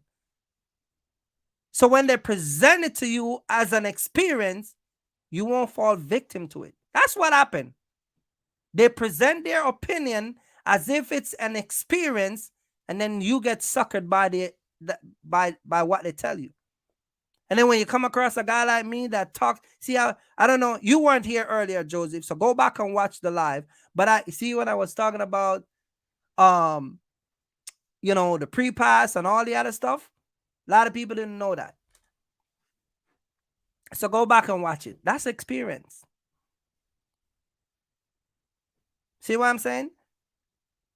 So, but these people are smart enough to pick it up. Now, there are some people who just don't want the truth, don't want the factual stuff. You just want to be suckered. You want to be told that you're going to make $20,000. Hey, Kirk, when are you going to do a live and tell me I'm going to make $20,000 in 2 days? Listen, I am never going to tell you that. Hey, you're paying attention? You're listening? I will never come on YouTube and tell anybody that you're going to make 20 grand in 2 days. That's never going to happen. One thing these guys who watch me will tell you, even people who spend thousands of dollars with me, they will tell you, I never guarantee anybody anything. I don't care how cool we are. I don't care how best friend we are or buddy we are. Even Tony will tell you, up to this day, I will still not guarantee Tony anything. I tell Tony the factual experience that I have and the truth behind it, and tell Tony how to use it. I never tell Tony that when you use it like that, guarantee you're going to make 8 grand. Never did that. And I never will. Because not even me guaranteed to make anything. I don't know what tomorrow presents on the load board. I just know the tools that I need to use to get the profit that I'm looking for. Just like some people, they come out here, they want to do Amazon. They hear Amazon is a big company, so they figure if it's a big company and everybody's running over there, there must be some great deals going on over there, only to go over there and find out that it ain't so great. We got a guy who has a channel, never do Amazon, and he can predict what's going to happen at Amazon than the people that actually work at who promote Amazon. Hit that like button, man, because these guys is, you know what I'm saying? We got Mark the Mentor. He's predicting what's going to happen at Amazon, and he don't even do Amazon. And the people who have Amazon channel, they can't even give you the facts and the straight about Amazon. And Mark the Mentor is not based off of an opinion. He's talking about the experience of the industry and the facts behind the industry because of the changes that take place within the trucking industry. So when he presents something, it's going to come out as being factual because his years of doing business and the way that he analyzed the market with the different companies and the different trucking companies and the trucking industry, he can come to a better conclusion than some guy that come on the internet with their opinion. See, that's the problem when you got an opinionated person, when you got people with just, oh, here. That's the problem. So I'm just here to tell you guys that when you come on YouTube and listen, if you desire to come on YouTube, take it from me. I can juggle YouTube, 5 Boxtruck, mine, my wife and my kids, still go on vacation, the whole shebang. I can do it. Tony asks me all the time. I don't know you do it, bro. People ask me all the time. Latrice, Mr. Smith, everybody. Kirk, how do you move 5 truck, included yours, talking to people, training them, doing mentorship? You get what I'm saying? How do you do that? People ask me all the time. And I don't have a personal assistant. I got my wife who takes care of the books. That's all. I'm out here loading Tony, this guy, that guy, everybody. All by myself. And I'm running my truck. So if you coming out here to start a YouTube channel and you thinking that you're going to jump on this internet platform and make thousands of dollars and sabotage your trucking company because you thought you was going to hit 5 grand, 5 million subscribers in 2 days and start rocking up a check of $6-7 million, you in for a rude awakening. You better run that truck till them tires. You better run that truck till DOT tell you got to change those tires. You better run that truck till it need an engine or a tranny.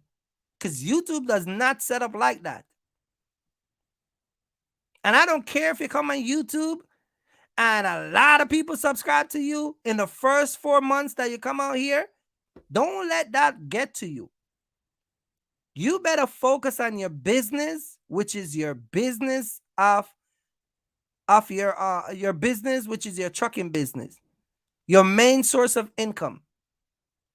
Don't come out here thinking that you're gonna start some YouTube channel and make thousands of dollars and want to be like, the top 3 YouTubers that got 50,000 subscribers and 40-something thousand subscribers. You know how long those people take to get their channel up like that?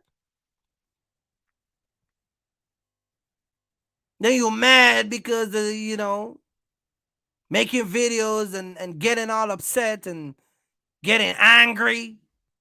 Angry with yourself, angry with the people, angry with other people, angry with your channel, probably even angry at YouTube. Hey, YouTube, I told you say I'm going to make a lot of money. Don't do it, man. Don't do it. Let me tell you, let me give you guys a little story.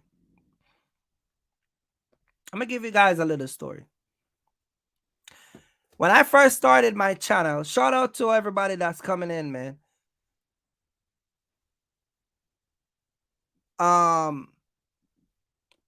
When I first started my channel, Josie said, "Do you know of Asmat opportunity with CDL Class B?" Asmat, I think you gotta have a Class A license. I don't think you can do Asmat with Class B.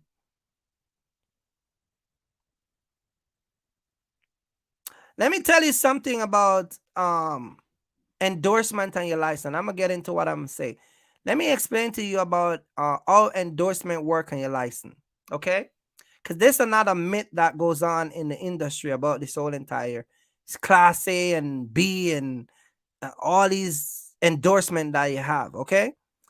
The more endorsement you have in your license is the higher you as a driver become responsible for your truck and for your securement of your load. You get what I'm saying? So, if you have a Class A license, your responsibility is higher than a regular license, than a Class B license. When you have Asmat, triple, double, triple. If you guys don't know what double, triple mean, double mean 2 40-foot trailers or 3 40-foot trailers. You ever drive past those trailers and there's like 3 of them attached together? Your responsibility become greater. That means that your risk is higher. God forbid you're driving and one of those trailers come off and kill somebody behind you, and you don't know till 2 days later or when you reach out the delivery, you're doomed. So my advice, I'm not trying to scare nobody, but my advice to people, man, if you can get a regular license, just get a regular Class B license. Because even some of those extra endorsements, they don't even pay that much difference if you're driving for a company. Now, if you really want to get some serious money out of trucking, number one, you got to own your truck like the way I own it. That's how you're going to make some serious money, whether it's a box truck or a semi. But where you get the real juice from trucking, and I was, I was talking to my wife about this the other day because I'm looking into that, is when you carry those cranes. You ever see those big cranes and those flatbeds with like 40 wheels on the trailer? You get what I'm saying? And you are pulling massive equipment. You ever pass those bulldozers getting delivered and those big dumper truck? Those people are getting like $40,000, $50,000 to pull those loads. That's the big boy toy. One of those trailer are over 300. What are those tractor are over 200,000. Some of them run up into the $300,000.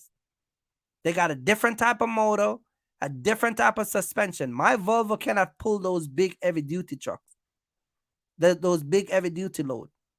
And those trailer are over $100,000.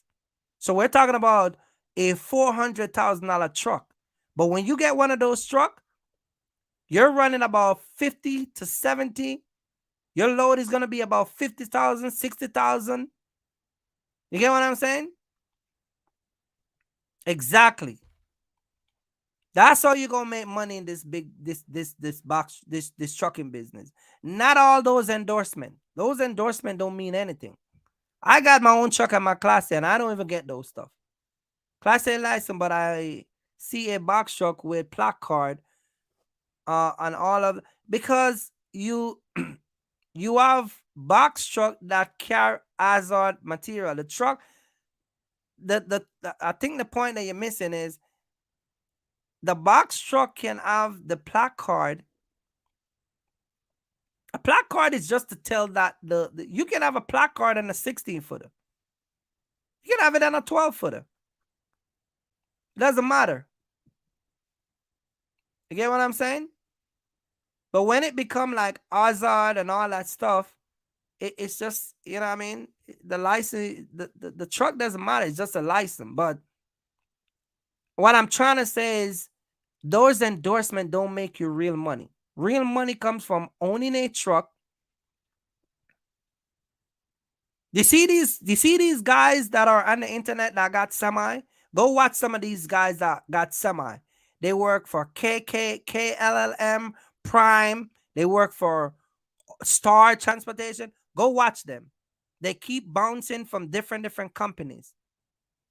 They sign these contracts as quote unquote lease on. You get what I'm saying? None of them own their truck. By the time they run for a month, they're coming home with about $2,800. $2,800 is what I spend for gas. I'm spending these guys' paycheck for gas. You get what I'm saying? So the point that I'm trying to say is you get a bunch of endorsement, you go to work for one of these companies, you're never going to make the money that you're looking for. So you want to make some real money, get you a box truck, come out here, work your way up and get a Class A license. And let me say this again too. A lot of you guys who are trying to get in the box truck company, in the box truck business, but you only can afford to get, you can't afford to get a box truck. You don't have to stress yourself, man. Start with a cargo van. You can get one of them extended dual wheel Ford Transit that carry about, I think you carry about 7,000 pounds, 5,000 pounds. And you can pull 3 pallets in those things across the country and make a decent living. You don't have to get a 26-foot box truck and then you work your way up into a box truck. You don't have to beat up yourself. Shout out to my girl Nick for the comment in the chat, man. Hit the like button. Hit that like button, man, because we on fire today.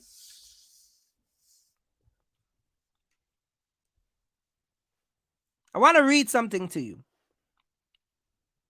Managing by experience is better than managing by opinion. When you manage by experience, you manage better than manage by opinion. Because when you manage by experience,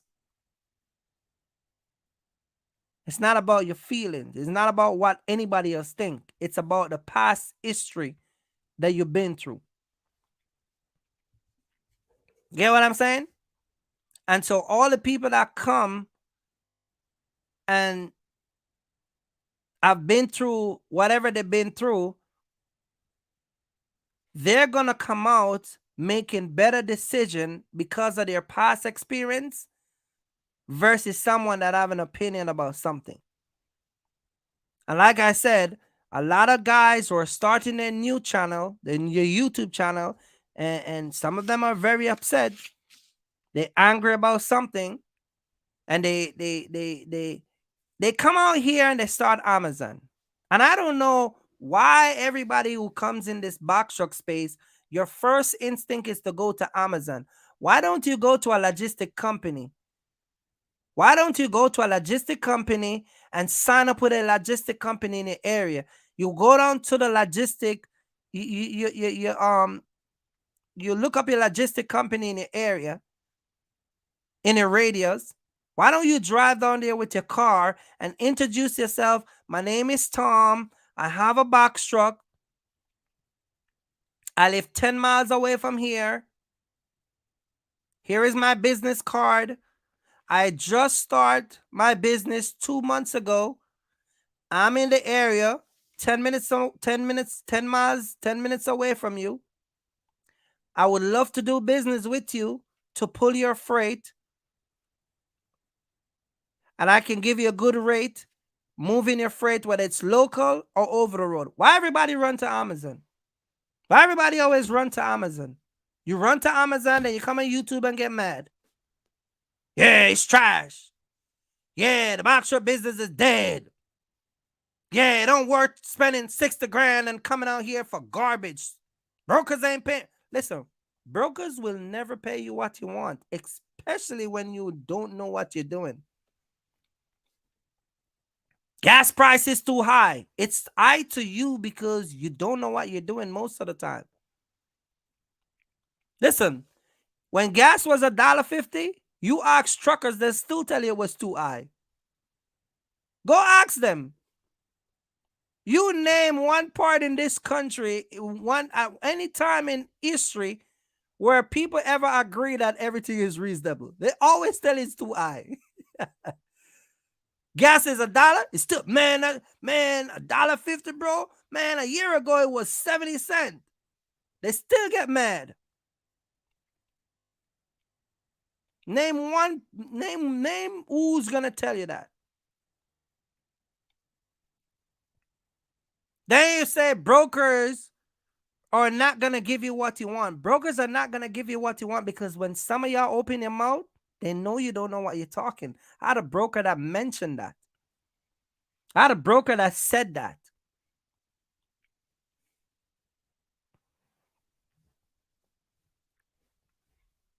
You get what I'm saying? I had a broker that said that. I have brokers, and let me tell you about partial. Brokers will encourage people. I talk to brokers and other people talk to brokers.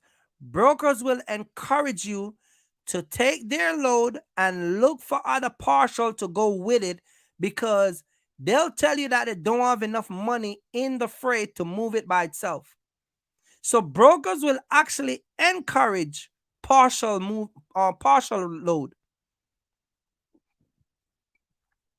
But if you are talking about brokers are not, if you show up, let me explain this to you guys. Let me explain this because this is another thing that is another problem that people don't understand.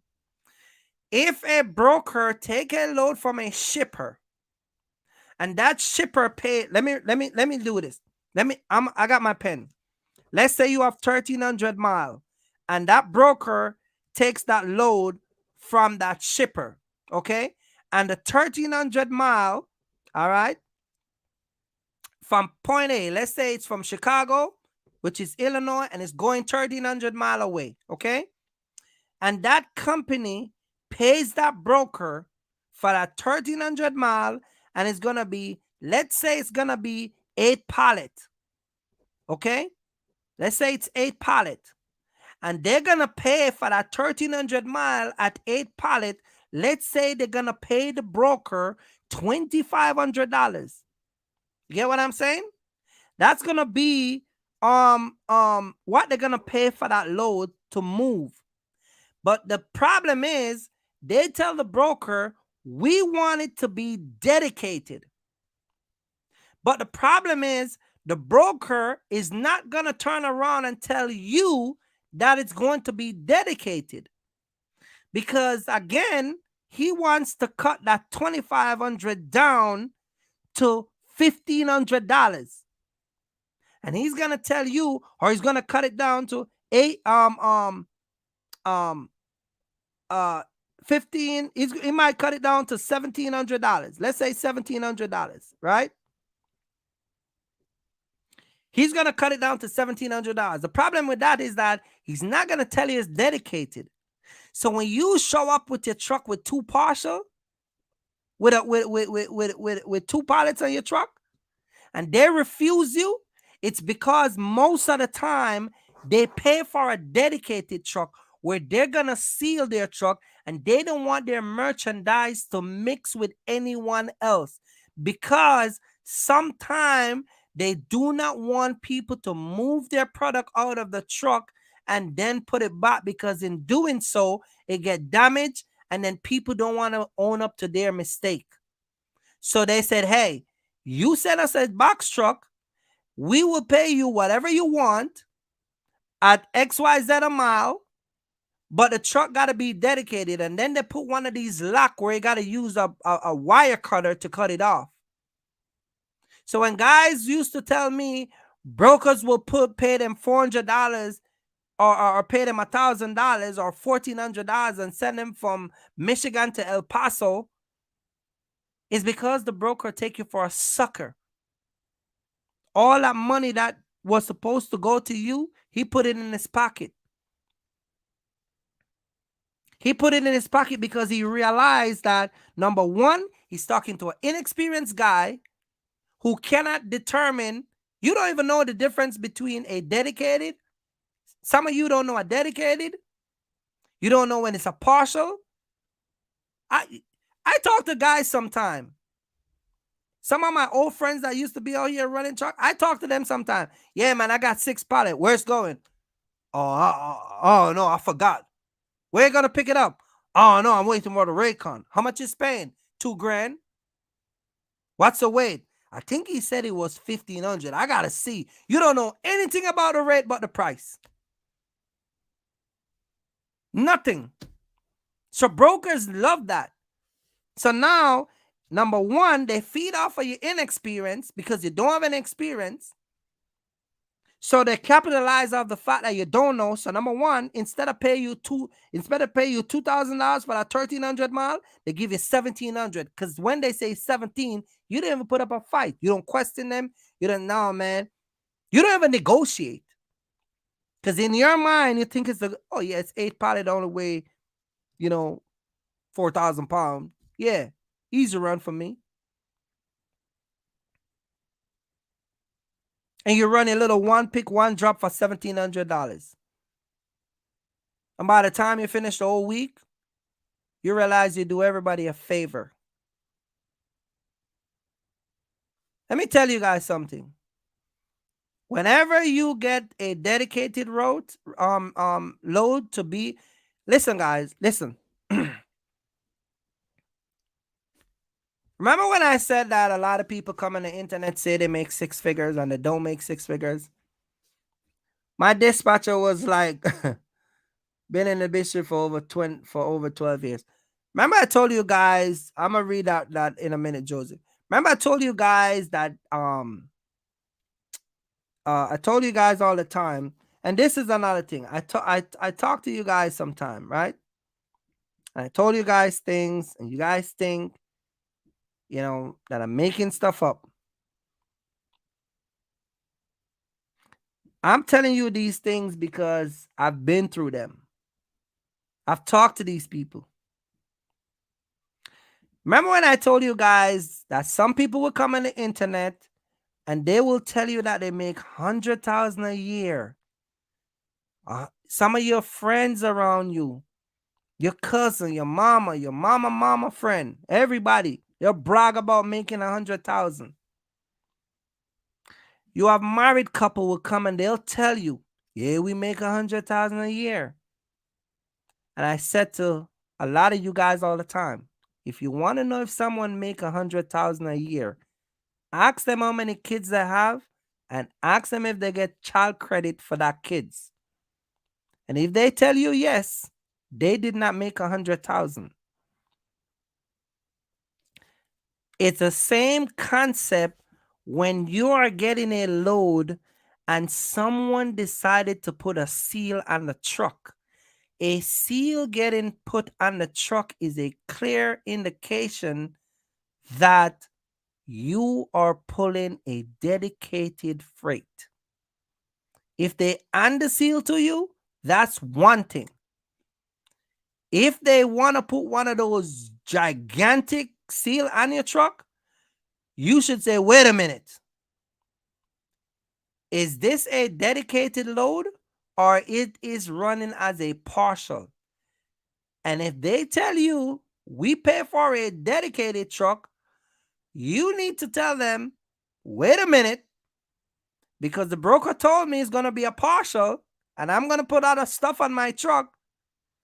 You need to call the broker, and if that truck is going to be offloaded or the price going to increase.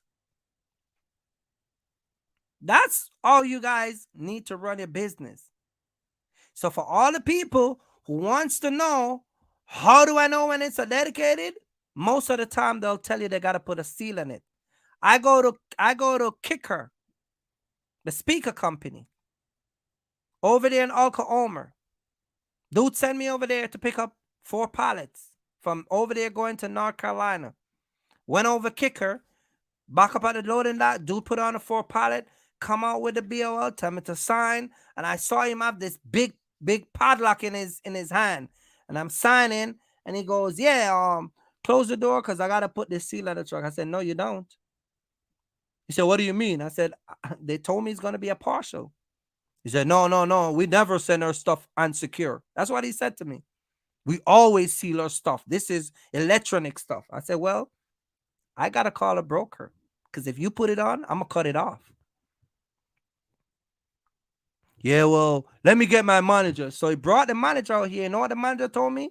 They pay $4,000 to send those speakers from Oklahoma to North Carolina, and I need to call the broker.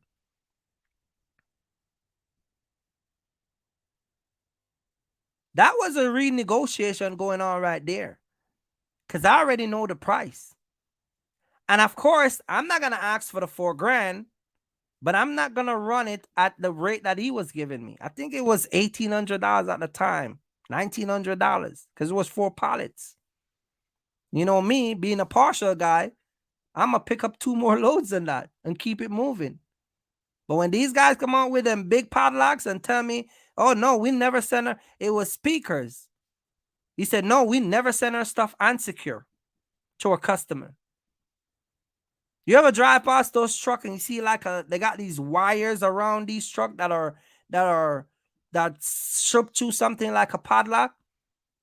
Well, that's the thing that he was going to put something on like that, but it's the padlock part of it was bigger.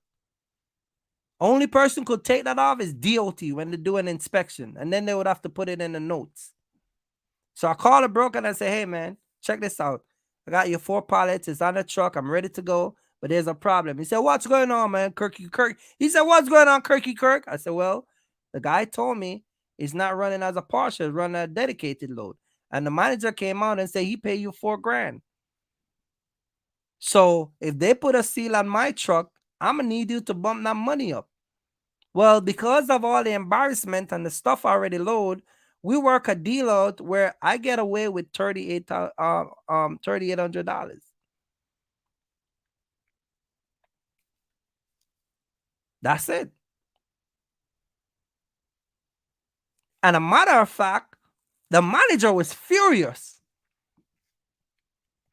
because that's the first time that ever happened. You know why the manager was furious? Because that's the first time that ever happened.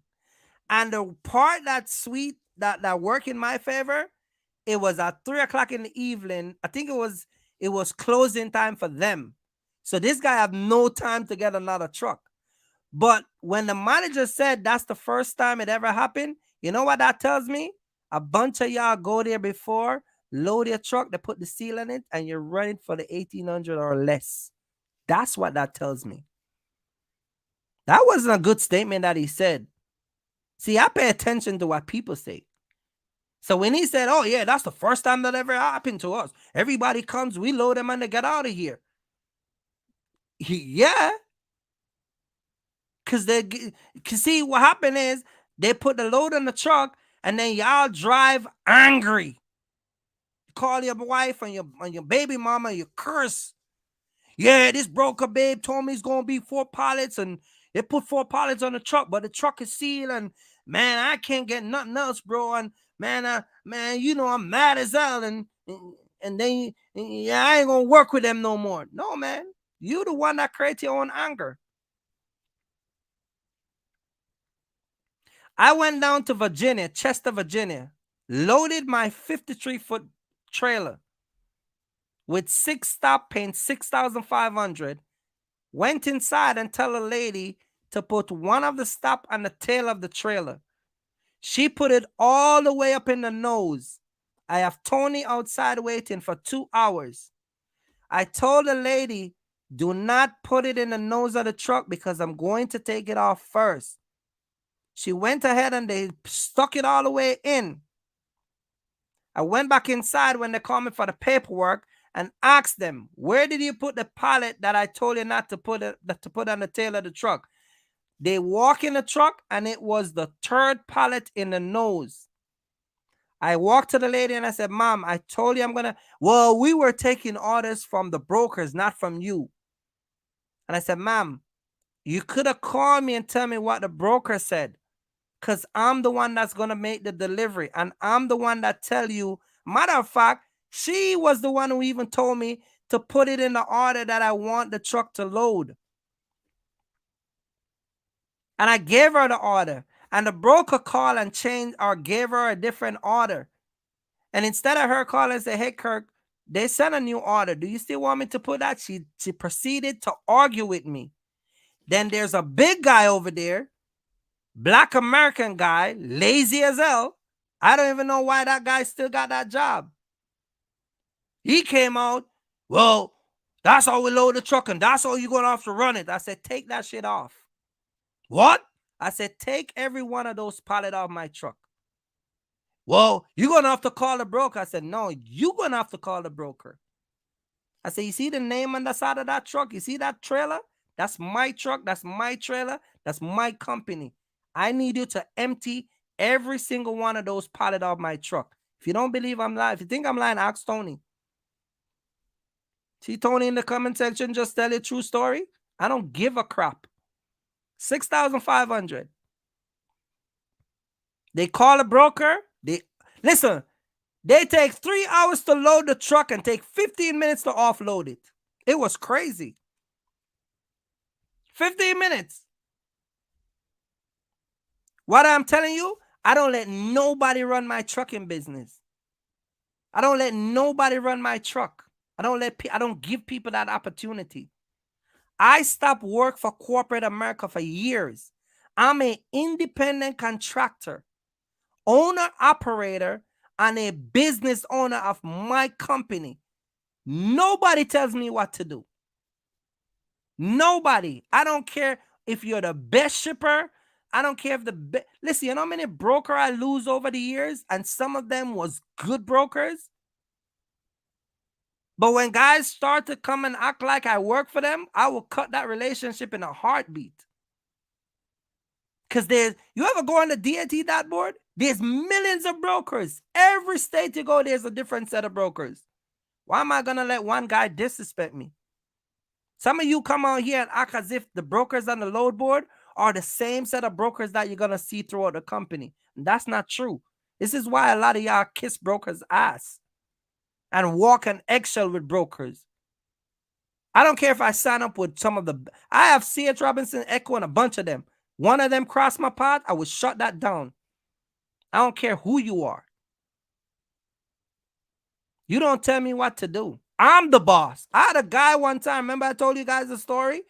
Went to deliver the tires. Guys come out making up a bunch of noise. I want to talk to your manager. You looking at the boss. The boss is right here.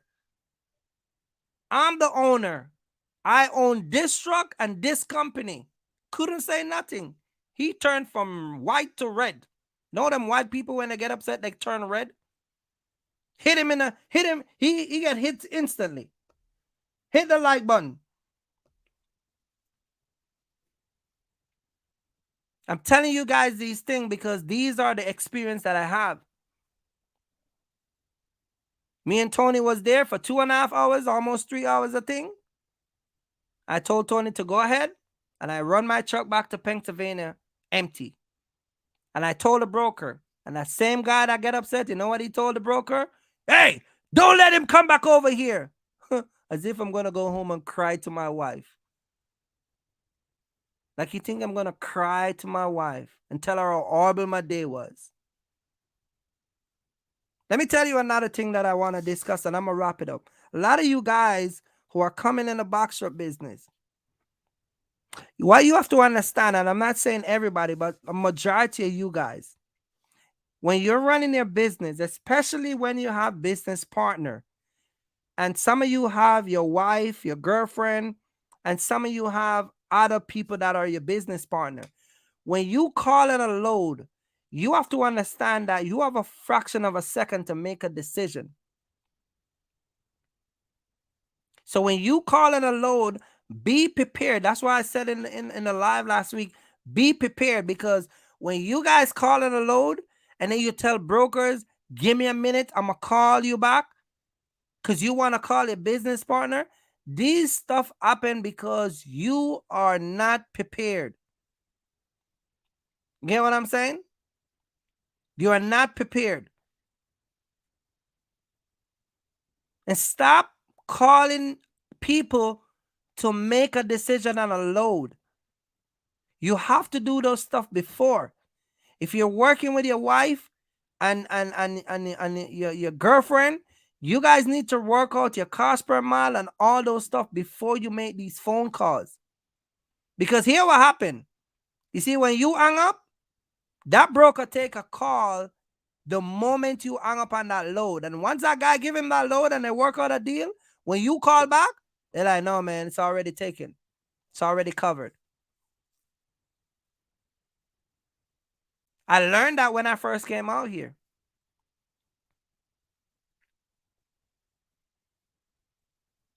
See, Joseph said, I call you back. That load is gone. I learned that. So if you don't come out here ready, hey, guess what? You're going to lose out.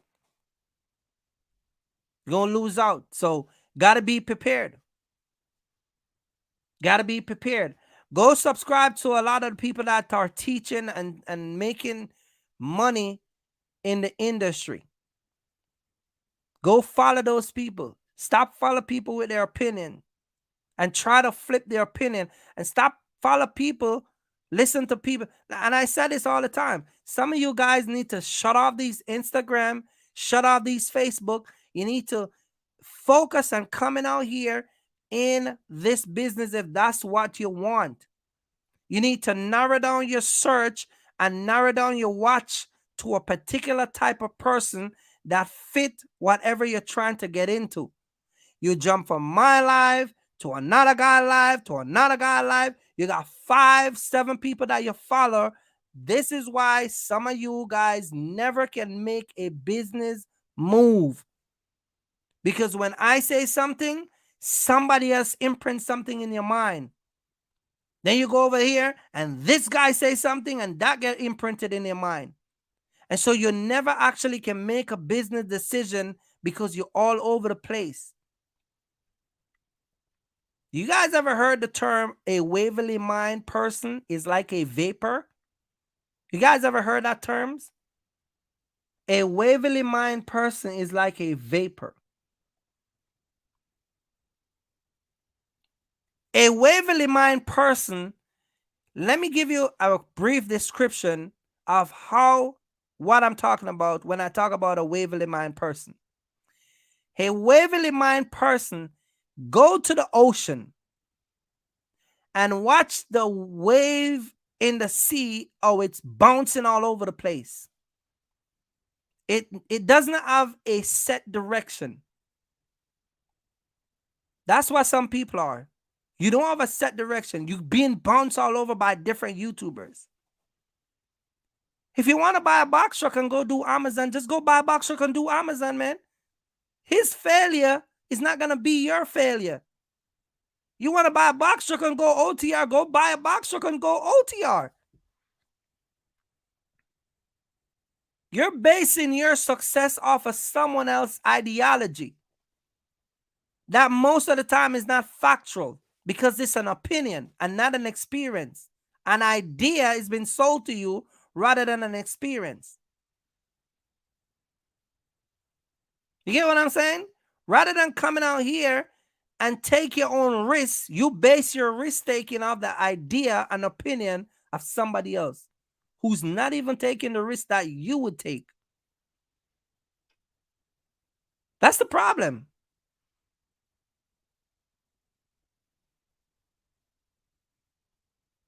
You get what I'm saying? Devante said about the 50 cent and dollar guy. Here what the problem with that. When you make 50 cent and dollar, you make a set amount of money. You cap out. There's a limit. You can't pass that limit. Get what I'm saying? So when you, let's say you run 3,000 miles. Get what I'm saying? And that's not going to be 3,000 miles in the positive because some of it going to be dead mile. Get what I'm saying? If you run 3,000 miles for 1 month and that truck make whatever it makes, you only gonna make $3,000 if you're making 3,000 whatever the mileage for whatever the dollar mileage for that month, you're gonna max out there. You cannot max it, you can't pass it. Just like I told people all the time, when you're negotiating with people, don't do percentage. Never. If you're gonna drive a box truck for a guy and he said that I'm gonna take 10%, 20%, 50%, never do it. Always get a fixed number. That means any amount of money you make, that's the fixed number that you're gonna get. But when you do percentage, you're always gonna lose. My guys that come to me, I never do percentage. I do a fixed number because I know if I want to keep them in that truck and I do a percentage, after a while they're going to give me the truck back and be like, forget about it, man. I ain't making no money. You do a fixed number because if you do it like that, you're always going to benefit. If I tell Devante to come and drive my truck and I'm going to take 25%, if he makes $6,000, $7,000, I'm making over $1,000 a week. I'm making good money. But if I told him, just give me $1,200 every week, if he makes $10,000, I only get $1,200. See what I'm saying? So it's the same thing when you do this cap. It's called a cap income. Now, if you pay a driver $1,500 and then turn around, put him in a hotel for the weekend or for his reset, that's different because it all depends on the contract and the deal you work out. But I'm just saying, for you running under someone authority or working with someone, try not to do that percentage. This is why when I talk to my guys, I never try to offer people percentage. It's always hard to do percentage because most of the time, the people who are going to work for you, they're not going to make no money, and eventually they're going to give you a truck back. How can I book a consultation for your mentorship? I'm going to put my TNY. I'm going to put the banner up and you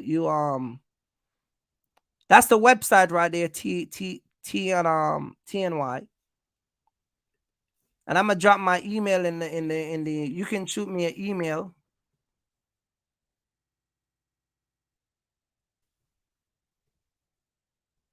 Guys, like I said, man, some of you guys, all you got, like I said, man, you don't know, spend $120 for a consultation. It's an hour. I told people, write down as much question as they have and come with your question. Ask as much question as you can. Kirk, okay, I got a next question. I had a guy come to me. He have a whole list of questions. And he go, a matter of fact, he has, the first person did that was a couple out of Florida. This lady came, she had 3 papers. She like, yeah, okay, I'm done with I got my first paper completed, almost completed, Kirk. And she was going through the list. She was like, all right, man, all right, so I'm done with my first paper. Let me get my second paper. She had 3 papers. And she was asking questions like how to start a Boxtruck, what does she need, how much money to do the filing, where to go to get the filing.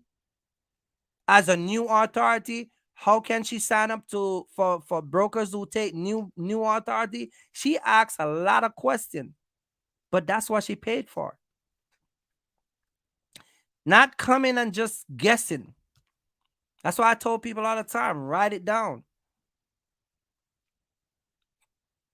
She come and she asked me like, okay, so I live in Miami. So if I load my truck out of Miami, where should I be going? What direction I should be going? I told her, you leave from Miami, get a load, go to Atlanta, Georgia. And then from there, you can go to the Midwest, Chicago. You can go to Dallas, Pennsylvania, New York, New Jersey. Stay away from California. Stay away from Utah. Stay away. Leave those states unless you got a guy like me that can send you there and take you out of there. Montana, Washington State, Colorado. Leave those states alone. Google, open up Google and you see those gray area? They got snakes and all type of mountain lion over there. You break down on the side of the road and call for help, it might take you 3 days. So TNY, that's the website, and I just dropped my email. If you want to shoot me an email and write down your question, we're going to give away a lot of gift this Sunday. I'm going to try and get my wife to come back. You see my wife Sunday. I make sure I take her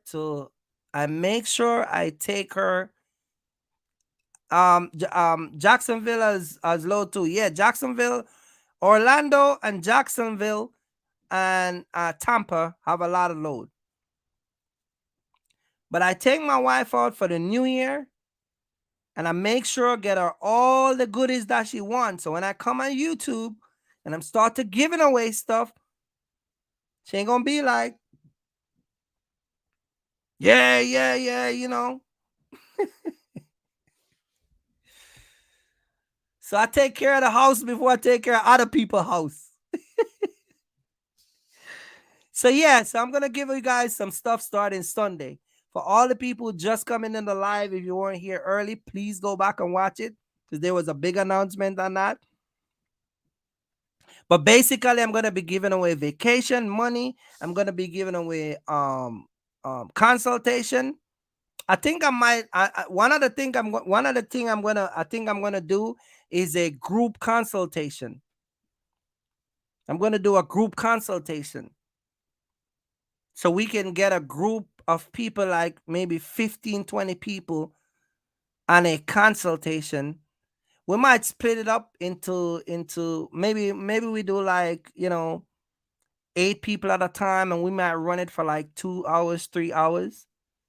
Because I want everybody to ask their question and then get your pen and paper, write your question down, and we go around the table. We're gonna give away vacation. Maybe some guy get to take his wife to Jamaica. Maybe you get to go to wherever. I don't know. And then we're gonna give some people money. Some of you guys are having a hard time. You know what I'm saying? And then we're gonna ask some questions. Go watch a channel. because the question I'm going to be asking is going to pertain in the videos. The videos. So you guys got to pay attention. And we're going to have the clock up. We're going to have the clock up. So when I ask a question, we're going to run the clock because I don't want to hear. Get what I'm saying? I don't want to hear that you know, we're going to have the clock running. All right? So when we ask you a question, you can't say we're cheating you because guess what? The clock is going to be running. So we're going to give away vacation. We're going to give away a couple goodies to you guys so you guys can you know, like I said early on in the live, we're not gonna, it's only one per also. So Mr. Young, if you win $1,000, Mr. Young is not qualified because he's a multi-millionaire. He got like 3 Bugatti. He lives in Lawrenceville. He got a beautiful wife and 2 daughters. He have the Gwinnett County police officers drive around his neighborhood every night to secure him.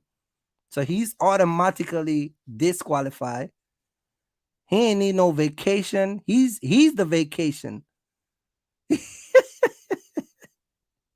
He lives in one of those 6-bedroom with 3-car garage and a gated community in Lawrenceville, and they drive around in Gwinnett in what's the name of the police station down there? Gwinnett County. The Gwinnett County Police Department drives around his neighborhood every single night to protect him and his assets and all his. These guys are corporate guys. They don't need $1,000 from me, man. Mr. Young doesn't need a vacation. He doesn't need none of that stuff. But hey, Mr. Young, you know, you're welcome to join the to join. You're welcome to join the contest. I'm just saying that you're a rich guy. You know what I mean? Steve is a rich guy. Steve got like 4 or 5 houses in New York. These guys are rich, man. Tony got like 3 houses. I'm telling on everybody tonight. You know what I mean? Ray got like a bunch of houses. All these guys got money. They're good. I'm just messing with these guys. Anyway, man, I'm going to wrap it up here tonight. Hope you guys enjoy this live. For all the people that was here late, please go back and watch what I said about the giveaway. All right. And starting this Sunday, as I said, we're going to give away a lot of stuff. So you guys need to come and enjoy the come and see what's going on. One household per gift. So we're not gonna give you. And please, I'm a smart guy. Don't think you can call me. You have your girlfriend call me, and you call me, and then you use your mama address. Okay? It's not gonna work. It's not going to work. Because trust me, everybody that win a gift, we're gonna vet you. Okay? So please, guys, it's not gonna work. Okay? Anyway, I'm gonna wrap it up tonight. Don't forget to like, subscribe to the channel. Hit the like button while I get out of here. I hope you enjoy this. Opinion or an experience, you need to make a decision who you need to listen when coming into this business or business in general. Are you going to listen to someone's opinion? Or are you going to listen to someone that has the experience? The choice is yours. Opinion or experience, facts over opinion, or you want someone that can give you an experience of the journey, what they've been through. That's why I said all the time, history is best qualified when it's what? Documented. You guys realize I'm the only YouTubers, I'm the only YouTuber who is still out here from the beginning to the end, still doing partials, still running, still doing all type of stuff, and still making videos and all of that. You get what I'm saying? And I'm not saying other guys don't have different things to do, but I'm just saying that's how committed I am to being out here. You get what I'm saying? So I just want to say that to you guys. So you guys got to make a decision when you want to come. And like Joseph said, other people go to people and get burned. That's why they're hesitant, because a lot of people are watching people opinion and idea rather than follow someone with their experience. Okay? So that's it. Anyway, guys, it's your boy Kirk back again with the next live, man. Peace out. Be safe, and I will see you on Sunday, which is not too far from now.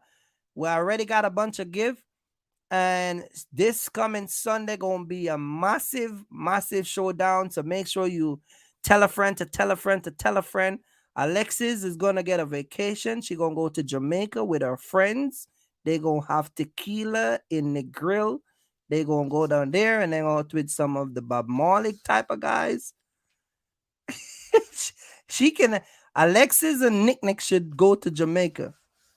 And Goldie, yeah.